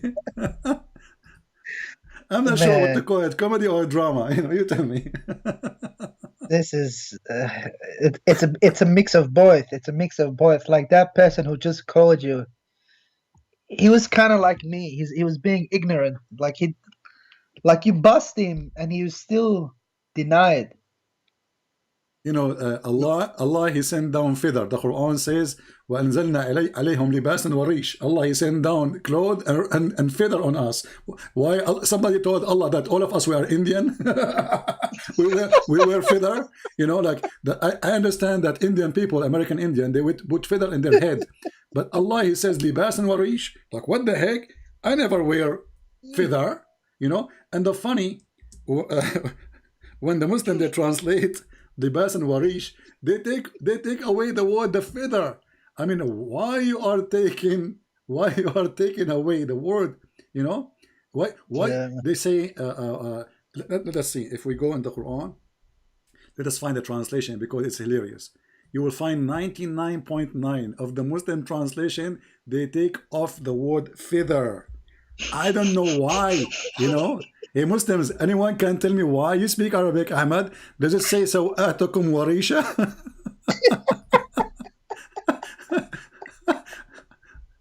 Allah, he sent down my underwear and it was made from feather. Oh man. You know, and if we read in the translation, the word feather is gone. This is Yusuf Ali. Let us change. This is chapter 7, verse 26. Let us see. Go to Biktar. Man, Feather, I can't believe it. Feather, okay. And then, children of Adam, we have revealed into you the remained, and to cancel your shame. Like, where is the feather? Where is the clothes? Revealed? Clothing is revealed. We have revealed. Underwear became revelation. Look at the translation. It says, we revealed into you. The clothing is revelation. And what happened to the feather? They took it off because they want to cover by the feather the stupidity of Muhammad. Allah, he sent down feather, brother. Allah?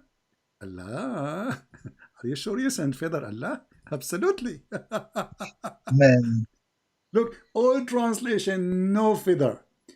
Allah, look at the first translation. It says, and we have provided for you clothing. Yeah, it doesn't say that. Translation it says, is not correct. Anzalna alaykum. We send down on you clothing to cover your parts and feather.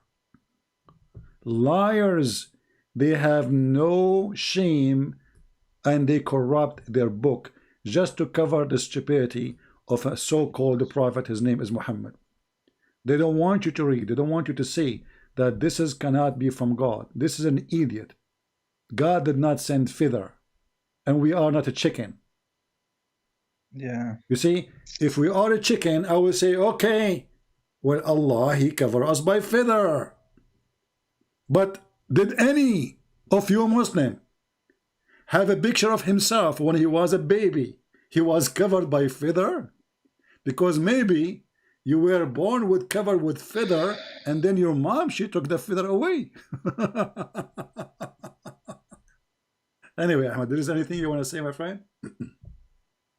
Yeah, I just want to say, like, yeah, thank you, CP. Like, Ahmed, don't thank me, my so friend. Don't thank me. I want you to accept Jesus. Come on.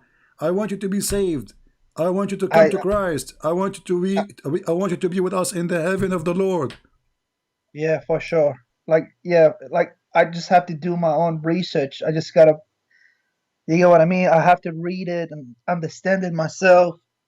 All right. But like,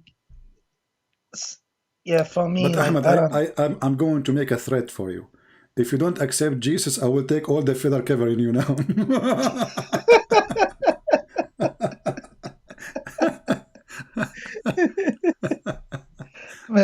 All right, Ahmed.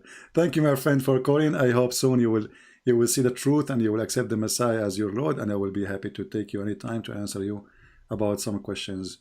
You know, maybe I will be able to help you to accept the I Messiah. just have, I just have one question, CP. All right. How come, like on YouTube, like, because I honestly, I always look up like Christianity versus Islam debates. How come always the person who is defending Christianity, they always like somehow lose? They just, do you get what I mean? No, you see, there's not. See, let us say, you see, debate is a gift. It's not just anyone. Number one, you have to have knowledge. So most of those people, they are not people of knowledge. And secondly, you will see, as an example, Didat, the most famous one, right? You will Yeah, see that yeah. Didat I is, watched a lot of his yeah, you videos. see Didat is the most stupid ones to defeat in 2 seconds. When he debated an Arabic Christian, he lost immediately. And he refused to show up for the second debate. So the Muslims always, they choose, they debate who. Can't you tell? They are running away from me, but they will debate anyone they think that they can make it look like they have a victory. So let us say they choose their customer. You know, this is not a debate. If Yeah, we that's if so if we true, look if we especially in look speakers' corners. all of Especially, them doesn't matter yeah, speaker corner, anyway. If you are an American blonde or etc., a person who do not know much about Islam, all of them, they want to debate you. But when it's come to someone like me, and I hope in the future we will have thousands and millions like me, the Muslims will leave Islam. So Christians never lose, never lose, because the truth is not about them, is not about me, is not about you. For we have a Christ, and Christ is the one who will never let himself lose. He is the truth. He said, I am the way, I am the door, I am the truth. So how he lose? Even the Sayyid Muhammad, he says that the Messiah will come, and when the Dajjal he see him, he will dissolve like salt. This is how powerful the Messiah is. So don't blame, let us say, a weakness of somebody on Christ, because most of those people, they are not used to Muslims. Muslims are aggressive. Muslims, they try to intimidate you, and those people are not used to this, you know. So the Muslim, they cannot intimidate me. They will never be able. Actually, they are intimidated by me. It's the opposite. That's why this Uthman, you mentioned his name, he is coward. He don't dare to let me even call him. All of them, they are intimidated. But when they speak to a nice Christian who is just trying to explain to them things, they try their best to intimidate him or to make a mockery of them. I'm a person, nobody can make mockery of me, because in a second I yeah. will whip the floor with you if you try to do so. So they are not gifted, many of them, but always there is somebody is gifted. He can make Muhammad shish kebab, and we Yeah, are. I am a living proof. that's why I wanted my sheikh to give you a call. I wanted it so badly, Will but never happen. sometimes Will never it happen. didn't happen. Yeah, will never That's why happen. when it didn't. That's why when it didn't happen, when he refused it, I started to doubt myself. Correct, because you ask yourself, okay, what he will lose anyway if he is saying the truth, and he is, Yeah, you know, he's convincing, he knows. I mean, this is not a guy who do not know. So Christian Prince, he can say something and let us say you know, make him confused. This is a scholar support. This is a big sheikh. He is the one. And he said to you, this is what we are here for, right? Yeah. But when we need him, he's not, you know, this guy is like the guy who worked for the fire department. He work only when there's a snow. When there's a fire, he never comes When out. there's a fire, he says, this is not my expertise. Man. All right, my friend. CP, do you recommend any good like Christian versus Muslim debate or something along those lines? Well, I mean, there is you know, good people who, especially about the Bible. I will like recommend Sam Shamoun is good, you know. Who? Sam Shamoun. You don't know him, Sam Shamoun? No. You can search his, you know, people. They can post his link for you in YouTube. You know, he's very good. He is very well versed in the Bible, and he is a very smart person. But, you know, I cannot really recommend people because I believe that the Lord, he opened your heart and he will guide you. Just ask him to lead you where to go, and you will. The same as what happened to you. You listened to Uthman, who was insulting me. Even though Uthman is speaking of the devil, the Lord, he made Uthman a leading sign for you to come to me. And here we go. You left Islam. So Uthman ibn Farouk, he never imagined that when he make a mockery of a Christian prince because he's a coward, he don't know how to deal with me. I get him busted already many times. So he make mockery, but he never thought that his mockery will make many Muslims search and look for a Christian prince to watch his videos, and they will end leaving Islam like what happened to you. So because that's how I found you. Because on his Twitter, he says he mentioned you as like a Christian princess or Princess Chris, something and like he says that. I'm wearing burqa. I know. I was like thinking like he must be someone pretty like big if he's mentioning them. And then I just watched some of your videos. I'm like, wow, that's what it really is. That's what's like, yeah, some of these things you shown on screen and with reference and things like that, it's just like really shocking. Yeah. And you know, always remember, forget about this guy anyway, but always remember, there is people that can be good in thing and they are not good in other thing. As an example, there's somebody might be, he's a good teacher for the Bible, but he is not a debater.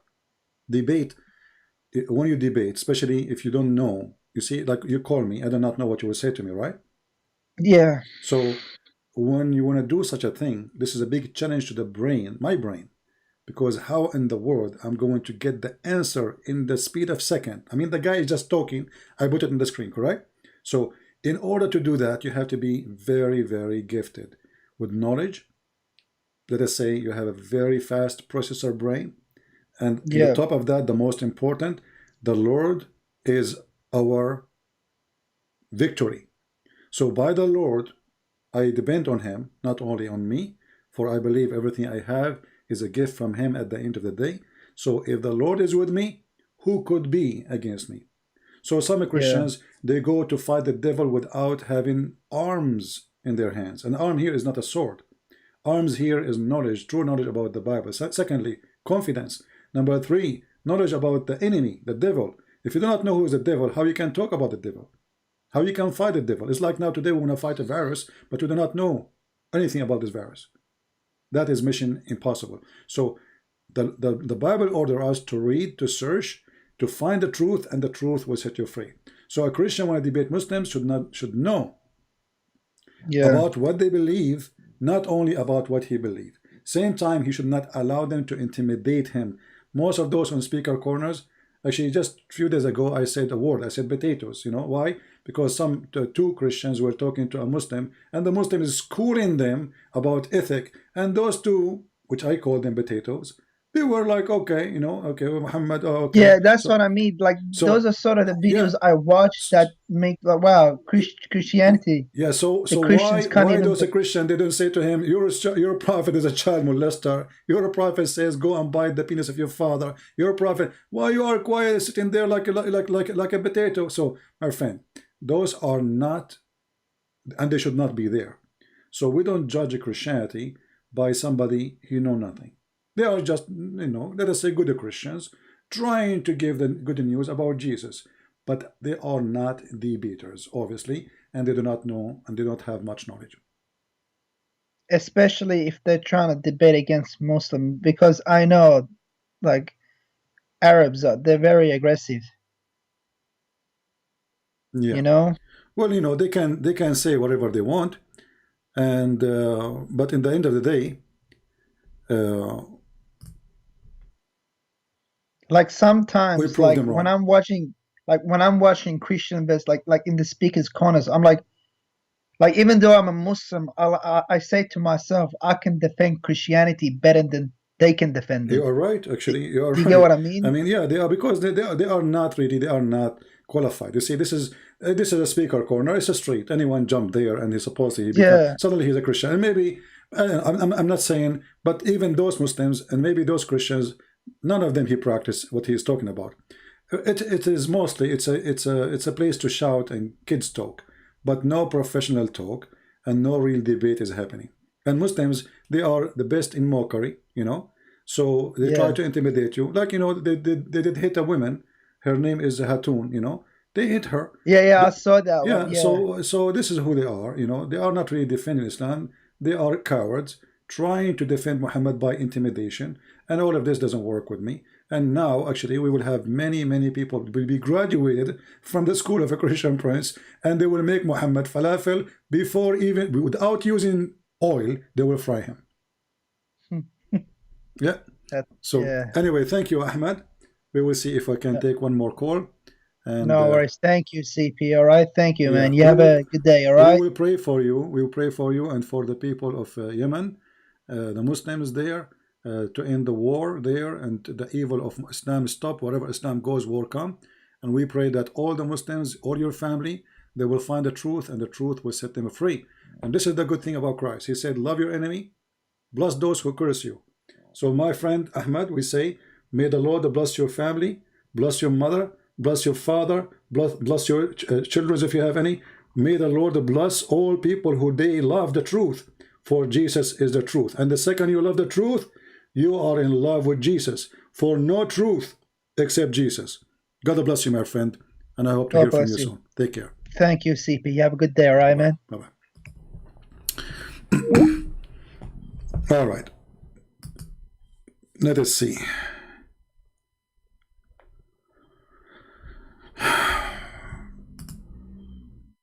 Okay, Muslim here. All right, we have a Muslim.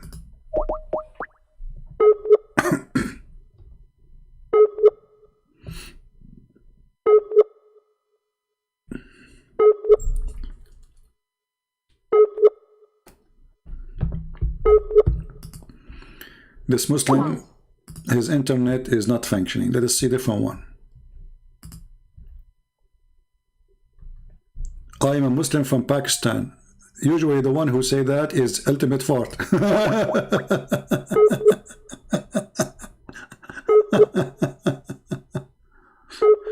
Okay, a Muslim from Pakistan. And then you will find that he is from Africa. Yeah, here we go. Okay, forget about this guy too. Anyone else? Okay, Muhammad.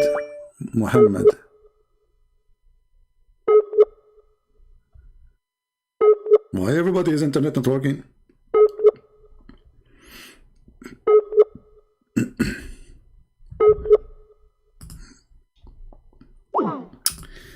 Let's try a different person.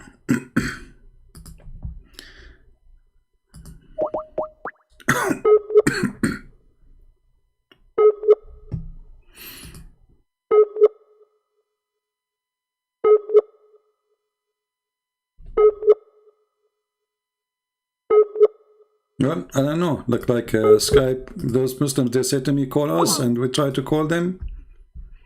Their internet is not working.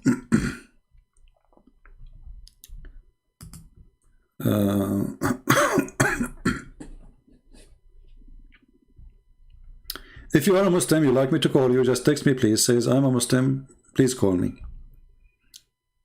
Don't send me a message waving your hands, you know.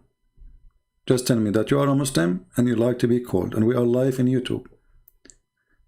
So what is the proof that Muhammad is a prophet? There is no proof except the opposite. Well, Muhammad, he said, or he claimed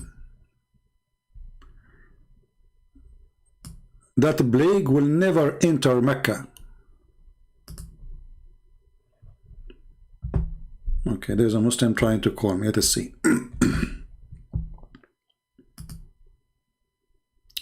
Oh, we have a Muslim saying white man worshipper. Let us call this guy.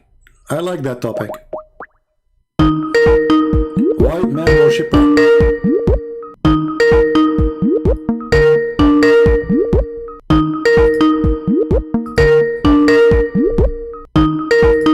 Maybe he's a coward, he won't answer.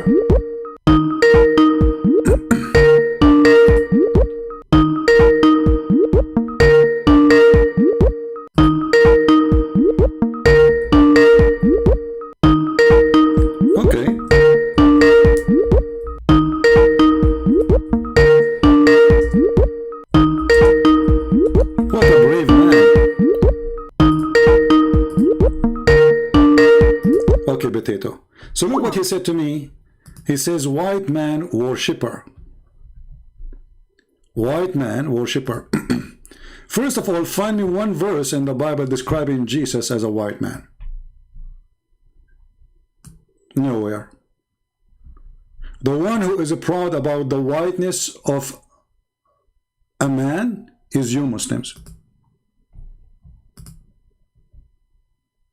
Nobody speak about how white he is. Only Muslims. They praise the white man Muhammad. The white man Muhammad worshippers. Didn't have to strain to look up at him, nor was it tedious to look down at him. He was a comfortable sight to look at. له رفقاء يحفون به. They had friends. Say something, they used to hearken to what he used to say. وإن أمر تبادروا إلى أمره. And thick, أزج أقرن. His eyebrows were arched, but they were not joined. It was separated. In Somad فعليه الوقار. When the Prophet is so pretty. He was silent. Guys, we have to admit the Prophet was so pretty. Striking appearance. He's so pretty. ظاهر الوضاء. أبلج الوجه. Radiant face. حسن الخلق. Beautifully created. The pretty. Who is the white man worshipper?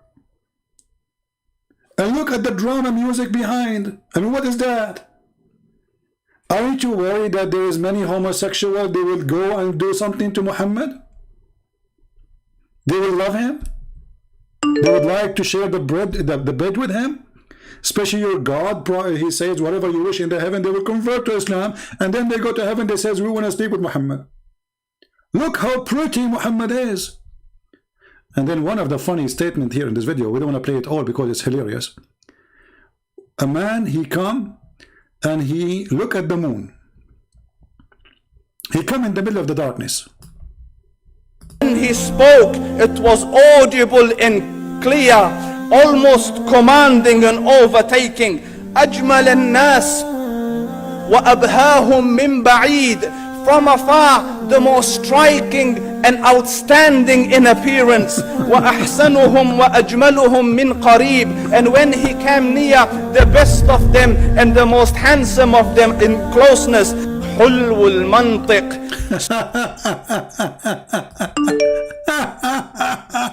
Who is the white man worshipper?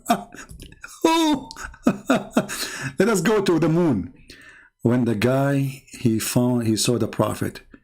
He looked at the moon. He looked at the prophet. He looked at the moon. He looked at the prophet. He looked at the moon. He looked at the prophet.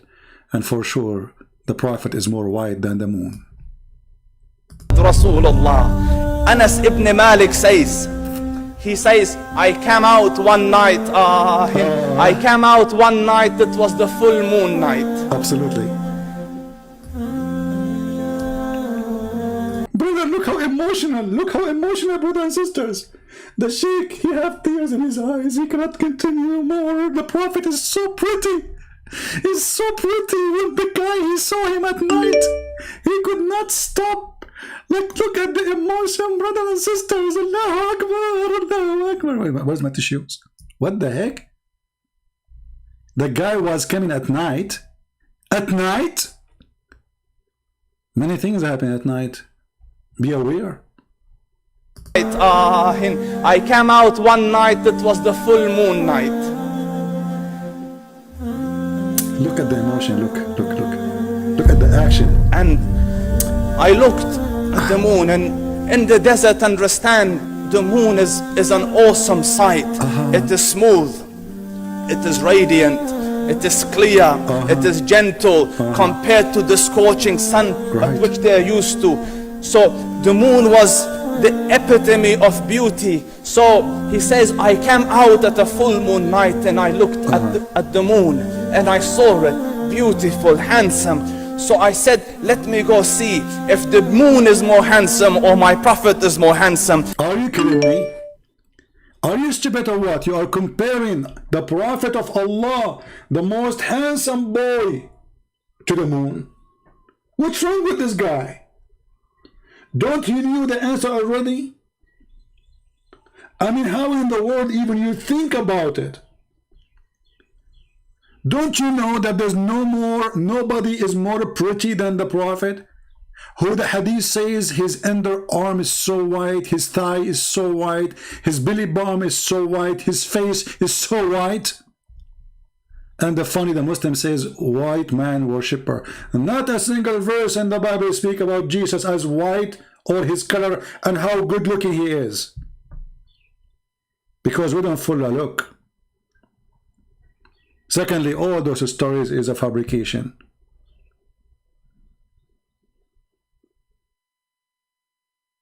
Muhammad, he had no teeth. All of us, we knew the story, how they broke his teeth. So when Muhammad, he recited the Quran, he says, Bismillah ar-Rahman ar-Rahim, Alhamdulillah ar-Rahim. Zakir Naik. Zakir Naik, he have teeth. If Zakir Naik with teeth, he cannot say Bismillah ar-Rahman ar-Rahim. What about a man, he lost his teeth?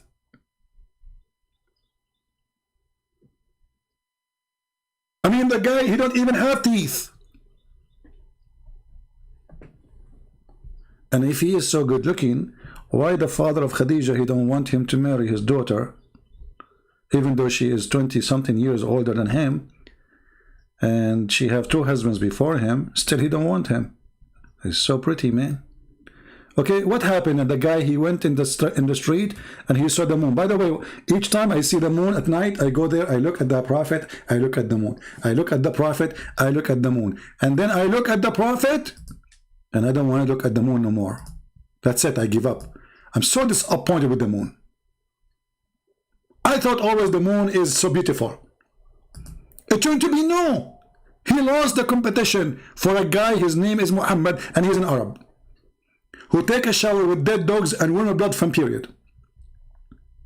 Alex says, he says, I came out one night, I came out one night, it was the full moon night.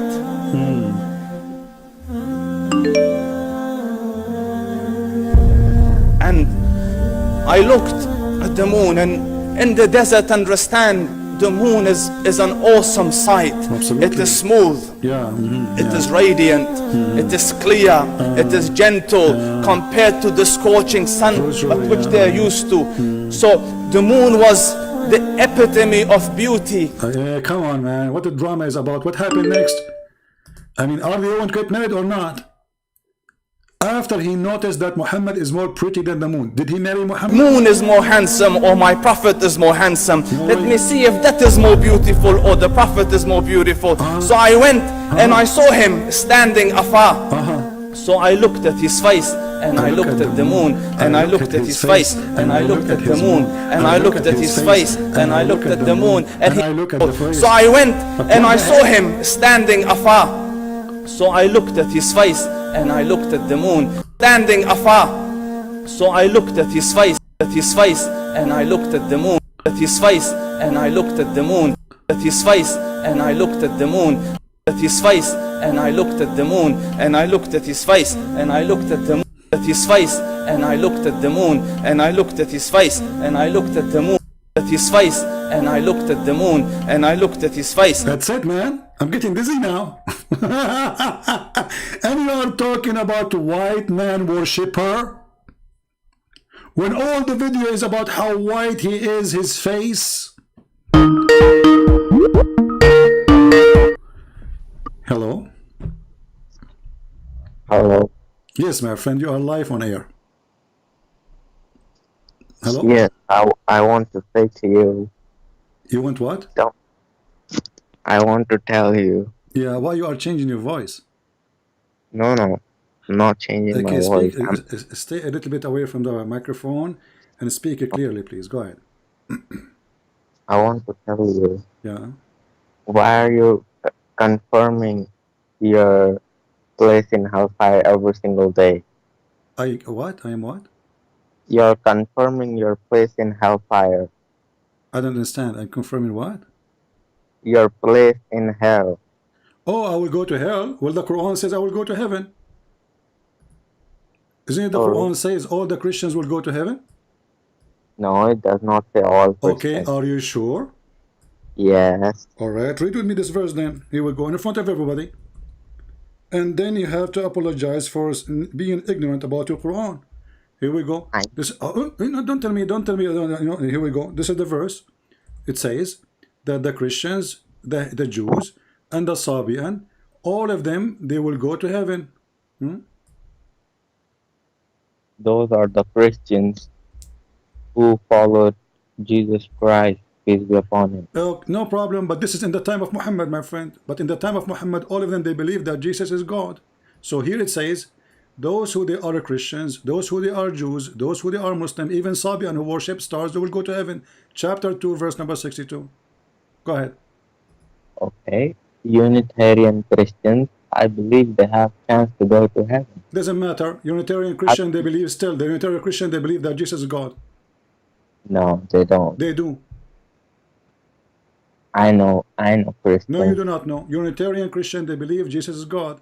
All what they say, there's no Father, there's no Son, there's no three, this on. So they say Jesus is the same as the Father. This is what the Unitarian Christians. So you're ignorant again. So now you get your prophet busted. So those who believe that Jesus is God, they will go to heaven. This is what the Quran says. You know, the Quran says, when Allah is talking to you, why don't you accept him? Why don't what? Can you stay a little bit from the microphone because you are too close, I think.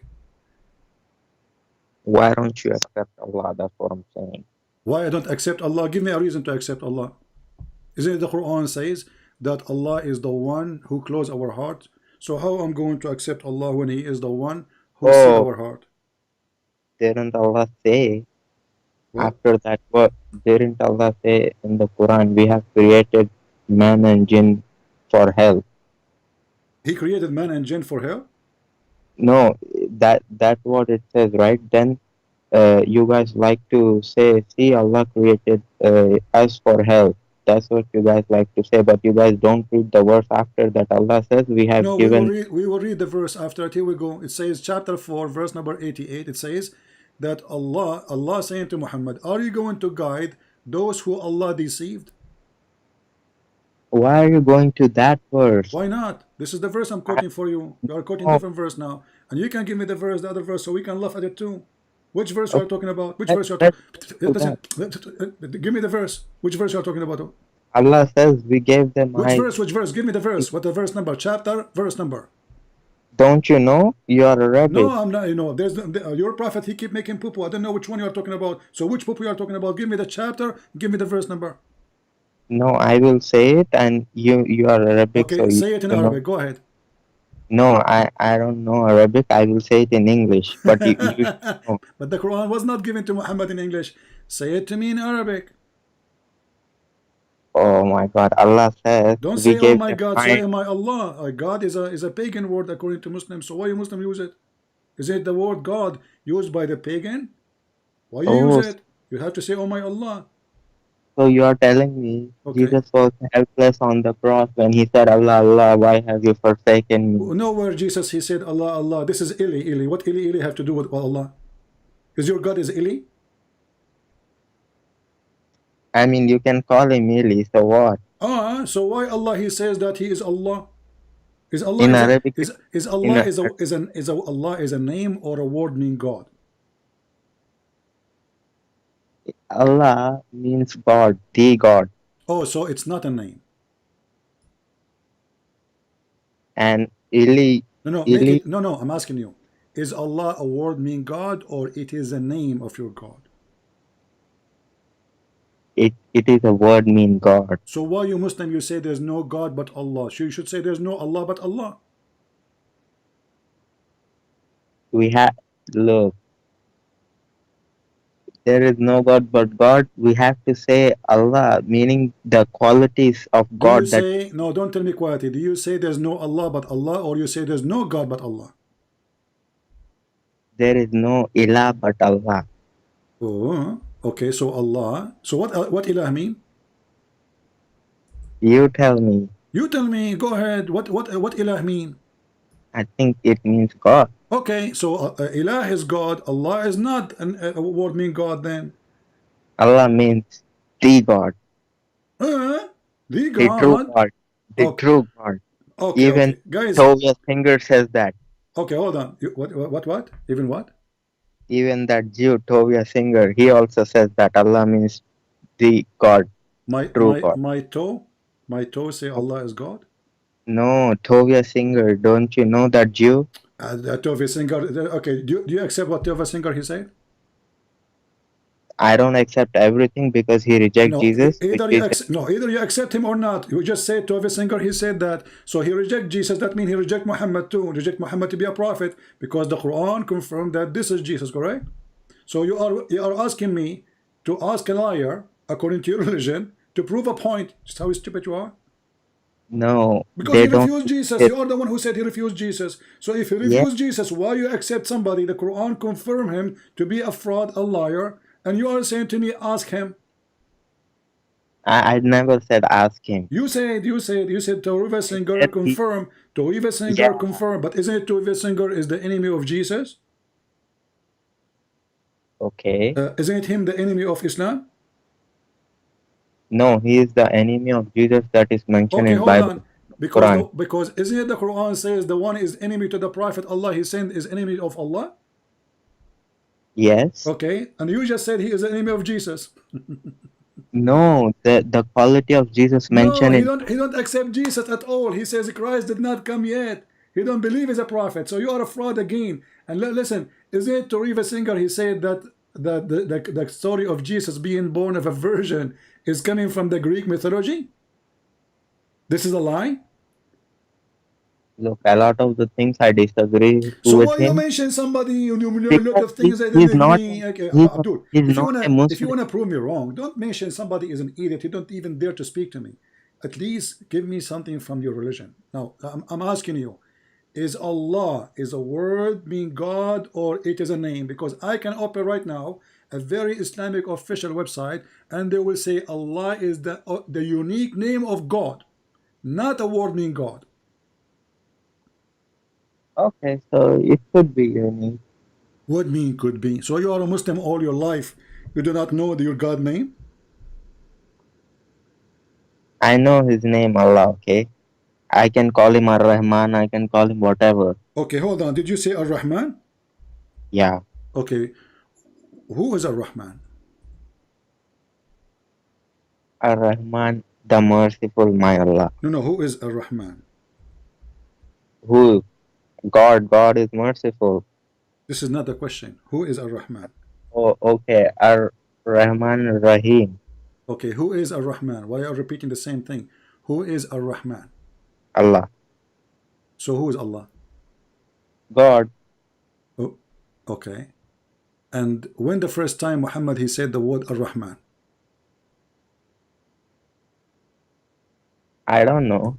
Like in the starting of the Quran. No. Hey, guys, did you hear it? In the start of the Quran. But according to the Quran, chapter 17, verse 110, the first time Muhammad he used the word Ar-Rahman, it was there. And this was many years after Muhammad claiming to be a prophet. And you are the one who said that in the start of the Quran, so you Muslims corrupt the Quran because before that date, nobody used the word Rahman. First time, it was in Oh, chapter 17. Read it. Chapter 17, verse 110. The Arab, they said to him, okay, we know that your God, Allah, his name is Allah, and now you are saying in the name of Ar-Rahman. So who's Ar-Rahman? And then Muhammad, he said to them, Allah told me to tell you this. Say to them, O Prophet, call upon him as Allah, or call upon him as Ar-Rahman. Call him whichever name you will. I call him potato. So you're a prophet. He did not call the name of Ar-Rahman in the beginning of the Quran, and when the Muslim, they bought the word there, they are corrupting the Quran, and the proof in front of you. We can open the interpretation, and everybody will see in a second that Muhammad never used the word Ar-Rahman before. What happened? Suddenly Muhammad discovered that his God have a new name. You say Christian Prince. Christian Prince, yeah, what about it? I'm here to save you. I'm here to save you from hell. I don't want... Hold on. You want to save me from hell? Yes. Are you saved from hell? Me? Yeah. Alhamdulillah, as long as I... So why the Quran says وَمَا مِنْكُمُ إِلَّا وَرَدُهَا? Not a single one of you, but he will enter hell. You see, that is a perfect example that you are deceiving your audience. Okay, I want an answer. Don't let us say, and let us say for the sake of argument, you are right. Get me busted. Why the Quran saying مَا مِنْكُمُ إِلَّا وَرَدُهَا? Not even one of you, but he shall enter hell. I'm going to get you busted right now. Answer. Hell doesn't literally means we are going to go inside of hell. You will go in the attic of the hell. You will not go inside the hell. Our Prophet ﷺ explained this. There is a bridge. There is a bridge. Oh, okay. Upon which everybody will walk. Okay. Yeah. And Prophet will be saying, Ya Allah, have peace upon them. Have mercy upon them. Okay. Every prophet will be saying that. Even Jesus will be saying that about his... But tell me, what happened to you in the bridge? On the bridge, there is hellfire underneath the bridge, and every person have to go cross the bridge to go to Jannah. So Allah will barbecue your ass when you are going over the bridge? No, Allah will save us in a split second. We won't even feel anything. Muslims won't feel anything. I want you to read for me chapter 21, verse number 91. It says that all of them, they are waridun to Jahannam. Waridun. What waridun to Jahannam mean? It's mean you will enter hell. Do you agree with this? Translate in English, like I want to see the translation. Please. Chapter 21, you can open it from your side. It says, Antum laha waridun. All of you will enter hell. Waridun mean you will enter hell. Do you agree with the translation? Well, and that will make you even the fuel of hell. Oh, so, but this is not what it says in here, in English. Tell me what it says. No, I am seeing your screen. It's not saying everyone will enter hell. Where does it say everyone will enter hell? But this is the kuffar. The kuffar will not enter hell, all of them? Okay, the kuffar. Okay, you just said it doesn't say that everyone will enter hell, but you just said to me that if you don't believe in Allah, everybody will enter hell. And now in the verse in front of you, according to your understanding, it doesn't say everyone will enter hell. Wait, let me explain. That was explain. I got confused. Okay. This means you always get confused, or from time to time. Even kafirs will walk, but they will fall from the bridge. They will fall into hell. Yeah, there's holes in the bridge. You know, the hole will be bigger and the curve. Okay, like the filter. Okay, but here it says waridun. Waridun mean you will enter hell in this verse. Do you agree? Yeah, they will enter it. Okay, so now we agree that waridun mean will enter hell. No problem. Here we go. The Quran say the same, that all the Muslims to hell, they are waridun. And here the verse, all the Muslims will enter hell. I explained to you, but you again. You cannot explain to me. Are you a scholar? Are you a scholar? I'm telling you, there is a bridge. We will walk from the bridge, but okay, my friend. Okay. What about we see what the scholar says about this? What do you think? Okay, let's see what this. In the translation here it says you will go over it, but the Quran says wariduha. Let's see if the translation is accurate. We go.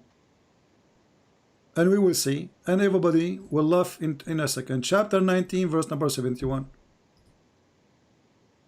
This is 19. Not one of you, but it will. Hold on, my friend. We will see the scholar, not you, not me. The scholars, you know better, right? This is your sheikh. This is top-notch sheikh. He eats shawarma every day, not like you and me eat falafel. So look at this. This is a Jalalain. I want you to read with me in the screen, please. It says, "There's not one of you but shall come to it, which is the hell, that shall enter hell." Do you see it? No. Oh, okay. Yeah. That he will enter it. Okay. So why your scholar says all Muslim will enter hell?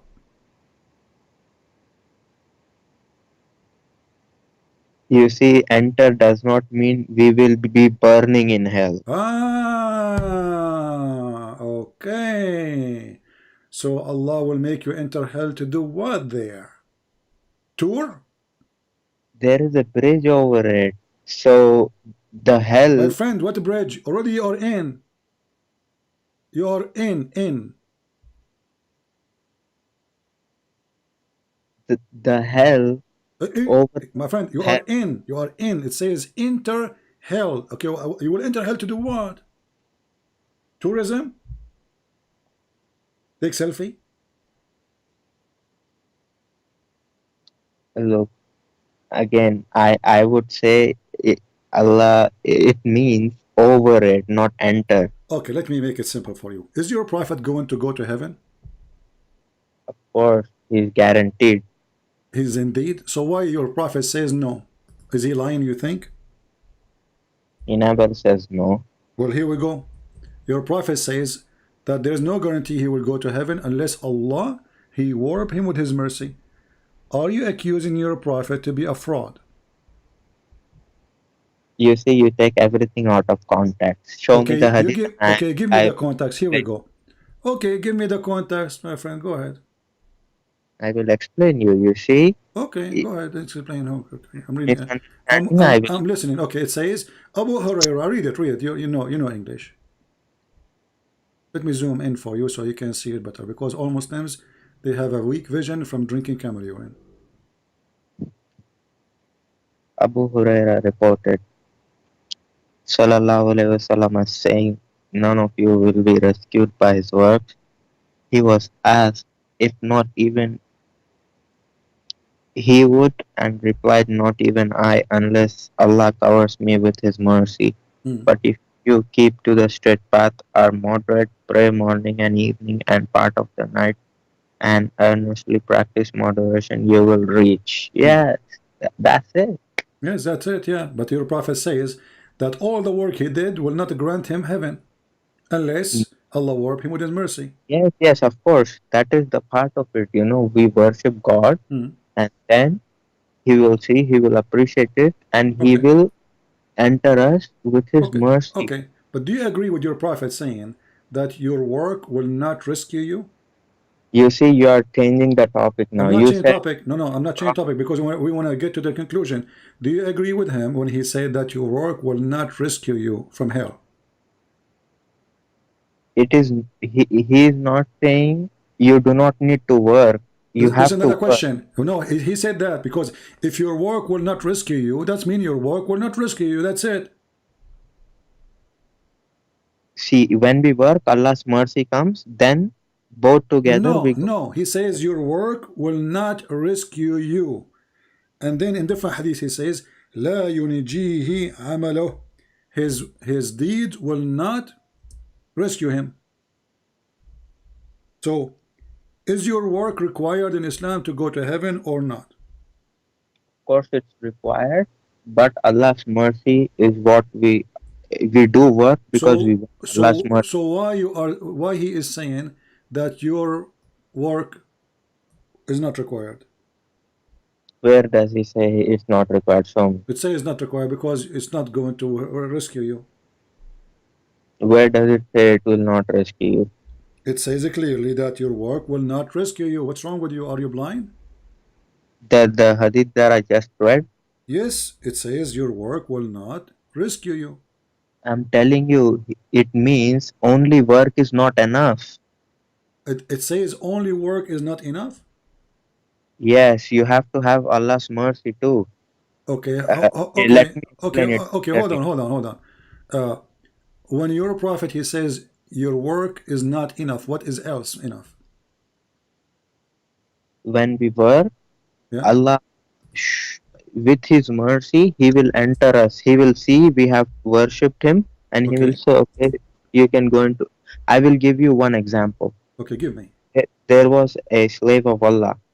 He Okay. worshipped Allah for 500 years, Hmm. and then when he was brought to the scale, Okay. uh, Allah said to the angels, "Angels, enter him into Jannah with my mercy." Okay. So that slave said, "Oh, no, no, Allah, I want to go with my actions, not with your mercy." Hmm.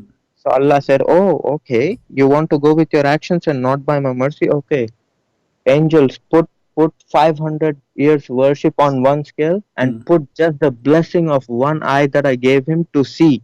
Okay. Just put that on other scale." So Okay.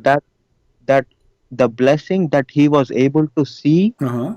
in this world outweighed 500 years of worship. Now Hmm. Allah said, "Oh, throw him into a hell." And he said, "Ya Allah, forgive me. I will go through your mercy." Okay, thank you. So all the work of 500 years did not help him, correct? It was the blessing of Allah, correct?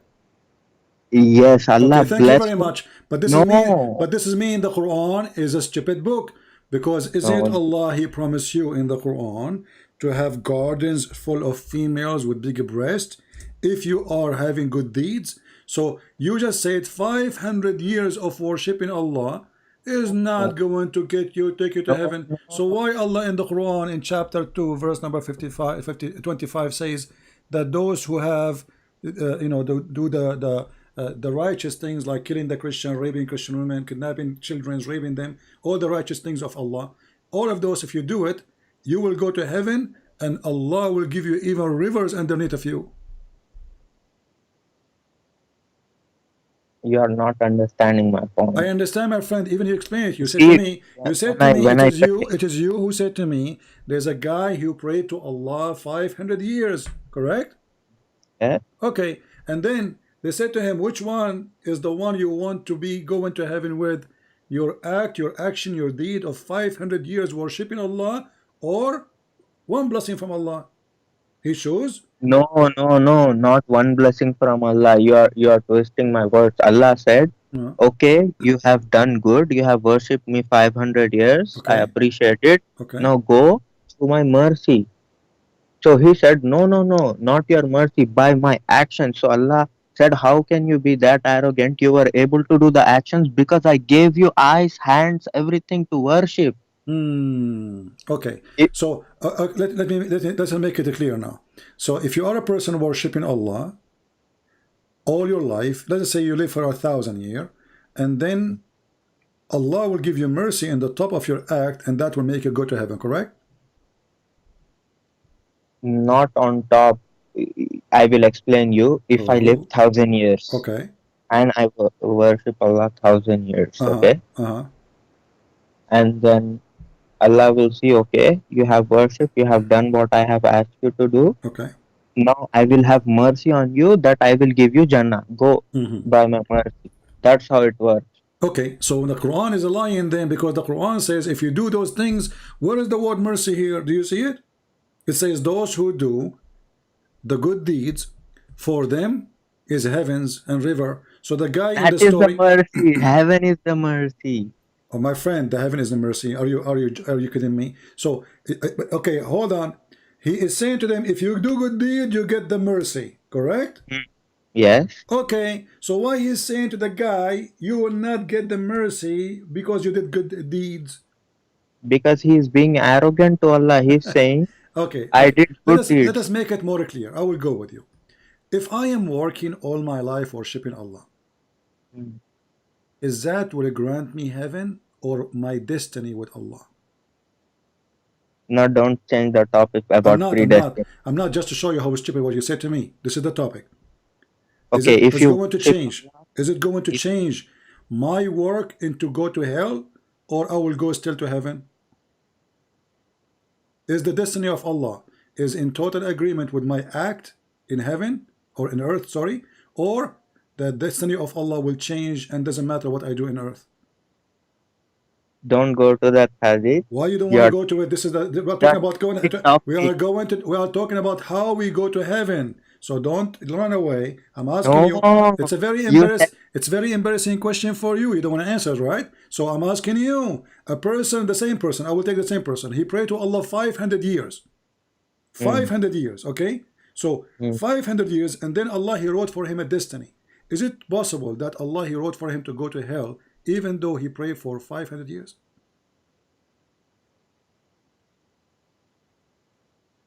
I mean, if he did something that terrible that was greater than his 500 years of worship, then he will go to hell. What do you mean greater? Like, let's say he did something that Allah disliked a lot, but he also No, worshipped he did Allah. not do anything. He did not do anything of his own act against Allah teaching. Okay, then he will go to heaven, and Allah's promise is true. Okay, I want everybody to be my witness. He said he will go to heaven, and that will be his destiny. Well, Yes. your prophet, he said no. Your prophet, he said that what is written by Allah will overcome what he was doing, and then he will go to hell. Let me put for you the hadith so everybody will laugh. I know you confuse a lot of people with this. Okay, yeah, like show me. I will. You didn't understand that hadith. Okay, This hadith. you explain it to me. Here we go. Here we go. It says here, your prophet saying, and this is not me, that a person of you will do the act of people of heaven all his life until there's only one cubit between him and heaven. And then what is written by Allah will overcome and will take over, and he will do the act of people of hell. Read the hadith. Wait. You see, you just scroll over a beautiful hadith too. Okay, this is beautiful. Go ahead. That hadith when Allah says, "If my slaves remember me, I remember him." Oh, okay. Yeah. Allahu Okay, Akbar. read for me. Read Allahu that. Akbar. Read for me so everybody will laugh. Read. By him, start from here. We are listening. By him besides whom there is no God, that one amongst you acts like the people deserving paradise, until between him and paradise there remains but the distance of a cubit, when suddenly the writing of destiny overcomes him, and he begins to act like the denizens of hell, and thus enters hell, and another one acts in the way of denizing hell, until there remains between him and hell a distance of a cubit, that the writing of destiny overcomes him, and then he begins to act like the people of paradise and enter paradise. Mm-hmm. You have misunderstood what this means. I'm listening. Go ahead. I will explain to you. Okay, go ahead. Let's say, let me talk about you. Mm-hmm. Christian prince, and let's say you talk really bad about my prophet Allah, but just before you die, you might see a dream in which Jesus might talk to you to accept Islam, and then what does this have to do? Abdul. It says what Allah wrote in your destiny, not seeing a dream. It says what Allah. Don't go. I did not see a dream. Abdul. Does it say there you will see a dream? Don't play games, man. Come on. Stop. You know the curry you are eating is not good. It's cheated. Listen carefully. It says the destiny overcome him and began to act like the people of hell. So what will take over you is not a dream. It's a destiny. I know, but I was trying to explain to you. No, but the dream has nothing to do with this. The dream does not have to do with this. It's a destiny. No, dream. It's a destiny. Is it a destiny or a dream? Yes, it's a destiny. Okay, what destiny is? What is destiny is? Destiny is whatever you will do. No. What destiny is it something decided by Allah? Allah knows what happens. This is not about knowing. Read carefully. decided for you or knowing, because it says will overcome.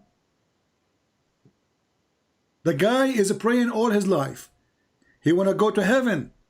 And then what is written by Allah, there is only one arm between him and heaven. Almost he is there. And then it says, when suddenly the writing of destiny overcomes him. The writing of destiny. Yes, because Allah wrote what He will do before. Thank you. So Allah, No, okay that's guys, not. Allah, He wrote what He will do. So it is not His choice to do. No, not His choice does not mean like I'm talking to you right now. So Allah wrote that this person will talk to Christian prince. Abdul, listen carefully. The guy is praying to his God for 500 years. He have 15 minutes left to go to heaven. Then what will happen? What Allah He wrote will take over, which means the action of the person will change. Why? Because Allah He wrote in his destiny that he have to go to hell. That's what it says. If I look at it from your perspective, it No, this seems is not like my Allah. perspective. No, this is not my perspective. Okay, let me make it more clear. If a child he died and he is a baby, do he go to heaven or he go to hell? He will go to heaven directly According to who? because he's innocent. Okay, so you are saying it is sin what make us go to hell, correct? Yes. Okay, so if a child he do no sin because he's an infant, let us say he's like 6 months old, the logic is he will go to heaven, correct? Yeah. And you are sure from that? Mm-hmm. And if somebody believe in such something the opposite from this, he is stupid, I think. Do you agree? I'm not gonna say stupid because I feel like you're trying. So what? He is to show ignorant? He is me. ignorant? He's ignorant? No, first show me what you're trying to show. No, you are then I scared will now. say. You are scared. This is why you don't want to say. Because you said he will go to heaven. I said to you, you are sure? And you said, yes, you are sure he will go to heaven.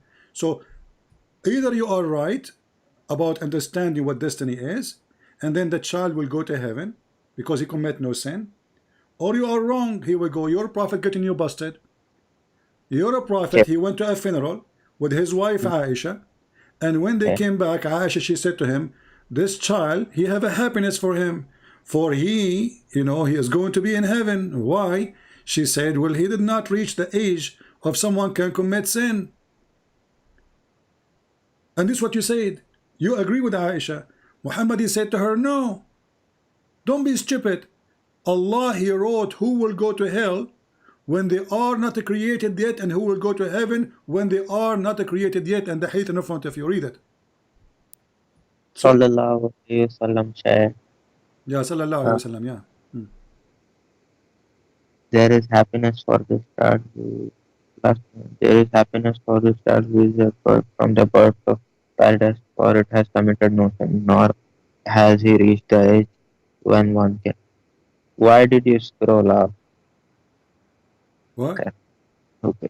He said, Aisha, for adventure, it may be otherwise because God created for paradise those who are fit for it while they are yet in their father's loins, and created for hell those who are to go to hell. He created them for hell while they were yet in their father's loins. What does loins mean? It doesn't say lions, actually. It says aslab, which means the backbone. This is false translation. It says aslab, aslab. Aslab means the backbone, because the Quran teach that the sperm of the man coming from the backbone. So now what happened? You said a child he go to heaven because he commit no sin, correct? Yeah. This is what Aisha she said. What Muhammad he said? No. Because Allah, before He created them, He decide where everybody will go. This is what He said, correct? So what you said to me, all the stories of the 500s and the, like, but then I'm glad you did not mention the 300s, the Spartan. That would be fit for the story, because Muslims soon they will add it. They will say the 300 Spartan, they converted to Islam. So listen carefully. So the 500 years of a praying and the mercy of Allah is nothing but a destiny. If Allah, He wrote in your destiny that you will go to heaven, you will go to heaven. He will go. A child, he is a baby. He did not commit sin. He is even a child of a Muslim family. He is a child of Al Ansar.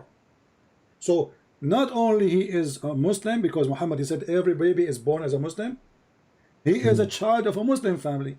And Muhammad, he attend the funeral, which means confirm that he's a Muslim, because Muhammad will attend not a funeral or pray on a person unless he's a Muslim.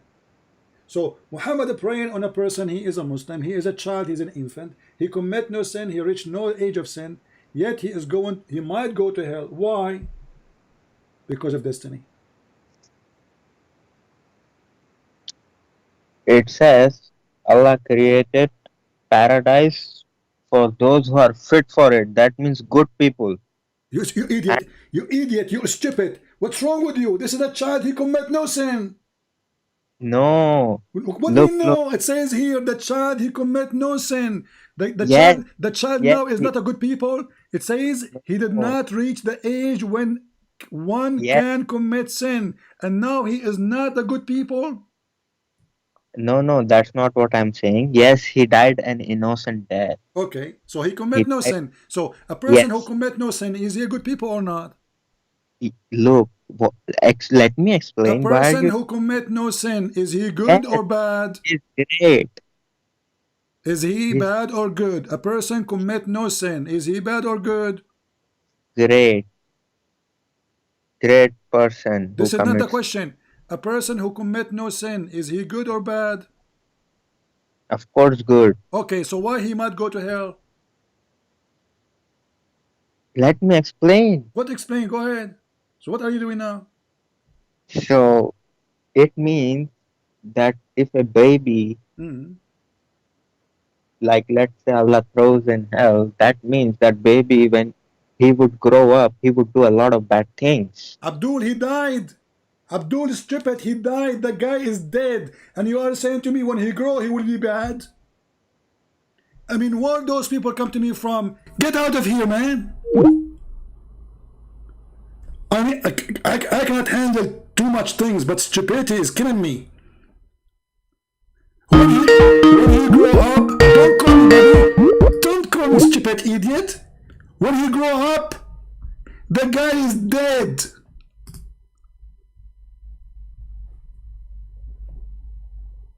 It's mean when he grow, like the guy is dead. They just came from the funeral.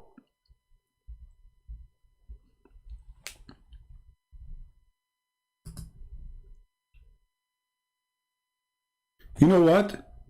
If any woman ever made me angry from her, I will curse her by marrying someone like you. You are a curse with your stupidity. When he grow up, he will be bad. They are desperate. They don't know what to say about the stupidity of their prophet. This guy Muhammad, he is a poo-poo machine. Wherever he go, Muhammad is the best fertilizer. So pray to Allah, convert to Islam. All make no sense, because even a child who commit no sin, he might go to hell.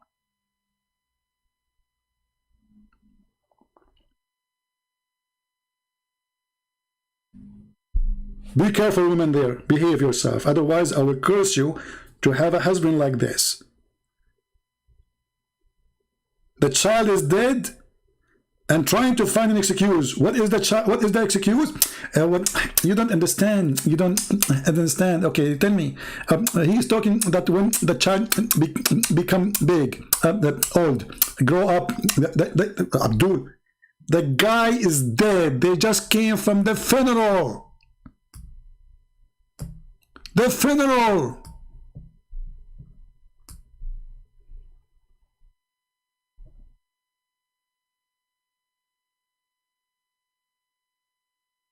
Unbelievable. Stupidity is amazing. There's no, the Islam doesn't make sense. Stupid religion. So it doesn't matter what you do. You commit sin, you don't commit sin. You pray, you don't pray. You fast, you don't fast. You do jihad, you don't do jihad. You kill the Christian, you kill the Jews. You kill yourself. Who cares? At the end of the day, it's a destiny. Even a child, before he was created, which means all of us, before we were created, Allah decide where we will go. It doesn't matter what you do. As you see here, the child commit no sin. It's so clear.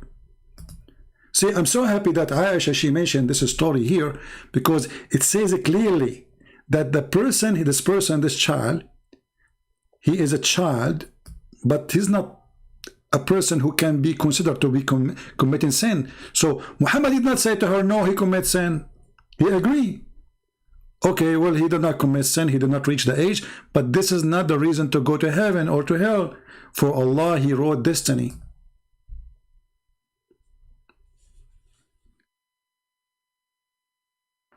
How in the world this can be a religion from a true God? It's destiny. So go to nightclub, drink, be a child molester, sleep with everybody, do whatever you want, because destiny, it's at the end of the day what Allah wrote for you. And not only this, by the way, it's written for every one of us. Even the fornication you do, it's a destiny in Islam.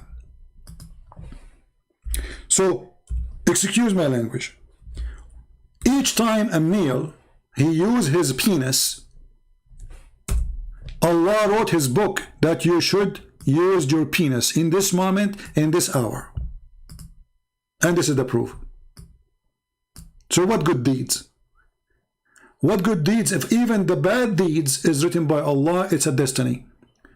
Muhammad said, and this is Sahih Hadith, Sahih Muslim, verily Allah has fixed the very portion of adultery which a man will indulge in, and which he of necessity must commit. Do you see the word must? Do you see the word must? Islam is satanic. So what Muhammad trying to teach you, that when you do fornicate, it's not your fault. Allah, he wrote in your destiny that you should do that. When a Muslim woman, she called the sheikh and she said, I became like 30 years old and I'm afraid I'm not going to get married. The sheikh, he said to her, my daughter, don't worry about it. It is written for you already what will happen. The Prophet, he says, it is written in every vagina, on every vagina, the names of the one will if it. Maktubun ala kulli farjin ismu nakihihi. It's written in every vagina, the name of the one will if it. Now, if you are a prostitute, you will have a yellow pages there. Go check the names. And maybe you can find like how many left you will F. So the woman now, she felt like, okay, destiny, so I can change it. Oh, okay. So it's written for me if this guy will F or not, or I will sleep with this guy or not. It's written.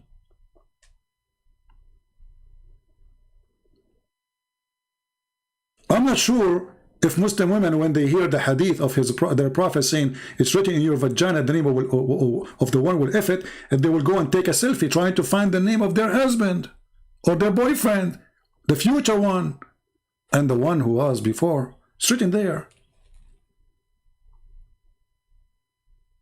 This is Islam. 500 years. I suppose this guy is trying to be smart. We show him the baby is a child, is an infant. He says to me when he grew up. Anyway, guys, it's time for me to go. I think we have a good time together today. We are happy for our friend Ahmed that he decided to leave Islam today. In case you don't remember, Ahmed, he called me just 2 days ago in order to get me busted. And he ended leaving Islam. So glory to the Lord, and we hope that soon him and his family, they will accept the Messiah and they will become believers. Islam not only does not make sense, Islam is stupid. Islam literally is the most stupid cult ever. Think about it.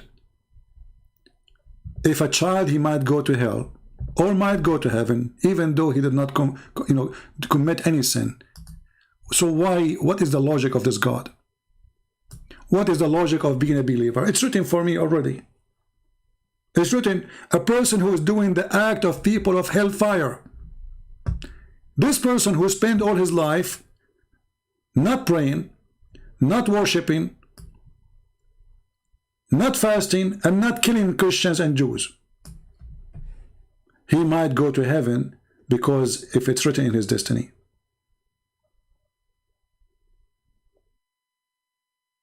How is that? How in the world anyone can invite me to such a cult? It's not only a cult, it is the most stupid cult ever. A Muslim might say to you, you Christian believe in destiny. That is false. I can say, we have a destiny that everyone who's born, he will die. That is a destiny. We can say we have a destiny that either we will go to heaven or to hell. There's no other choices. But it is us who choose where to go. This is why Jesus said, not everyone says to me, Lord, Lord, will enter the kingdom of my Father, but the one who do his will. So either you choose your will, and then you choose where you will go, or you choose to do the will of the Father, and then you are welcome in his house. That is Christ's teaching, not this stupid Muhammad saying things doesn't make sense. A person praying his life, all his life, worshipping Allah, fighting, killing, raping, doing what Allah told him, and now he's almost entering heaven. He go to hell, and the one who was not fasting, the one who was not praying, the one who is not killing, and the one who will go to nightclub every day, and the one he is not doing mut'ah, he might go to heaven. Where is justice? Where is justice? So you don't pay for what you did in Islam, because what you do doesn't matter. It's what Allah wrote for you.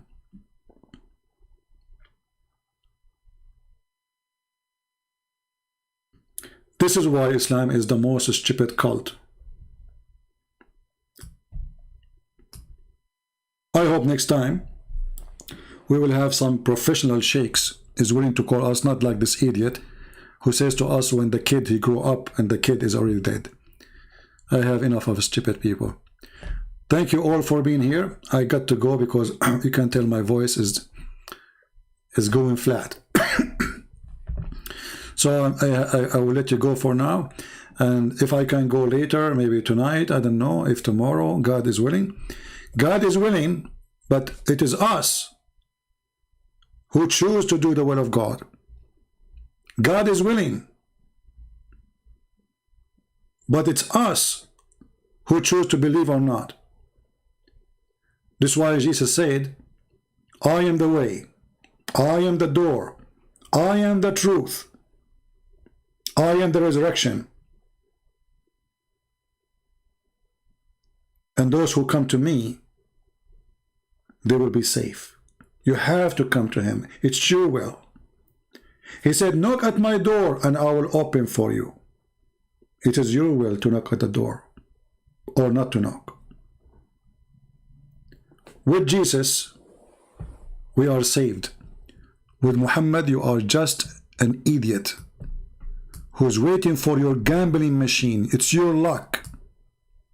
It's your luck where Allah, he wrote your destiny to be. We don't want the God of luck. Otherwise, we will go to Las Vegas. And the gambling machine will do better. Even Muhammad, he make it more stupid when he said that my nation will be 73 sect. And the Christian and the Jews will be 71. So it is better to be Christian or a Jew from being a Muslim, because in Christianity, according to Muhammad, you have a chance 72 to 1 or 71 to 1. In Islam, you have a chance of 73 to 1. I mean, do you see the stupidity?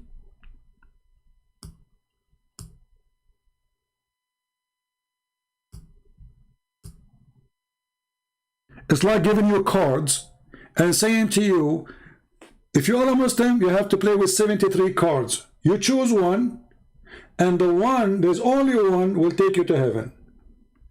If you are a Christian, you play with 71 cards. How stupid is that? So the Christian and the Jews, even in the stupid Muhammad mouth words, they have better chance to go to heaven from Muhammad than playing gambling cards. For according to Muhammad, we place in 71 cards. Muslim, they play with 72, or sorry, 73. And only card will take you to heaven.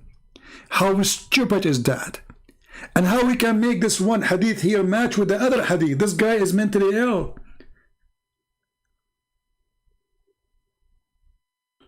So based on this, Allah, He wrote in the destiny that only one sect will go to heaven, and He is the one who decided there's we 73 sect. Hey Allah, why you decide to make 73? And why Muhammad is stuck with number 70? Everything is 70. 72 versions. 70 times he heard Jesus speaking about forgiveness. How many times we forgive? Muhammad is stuck with 70.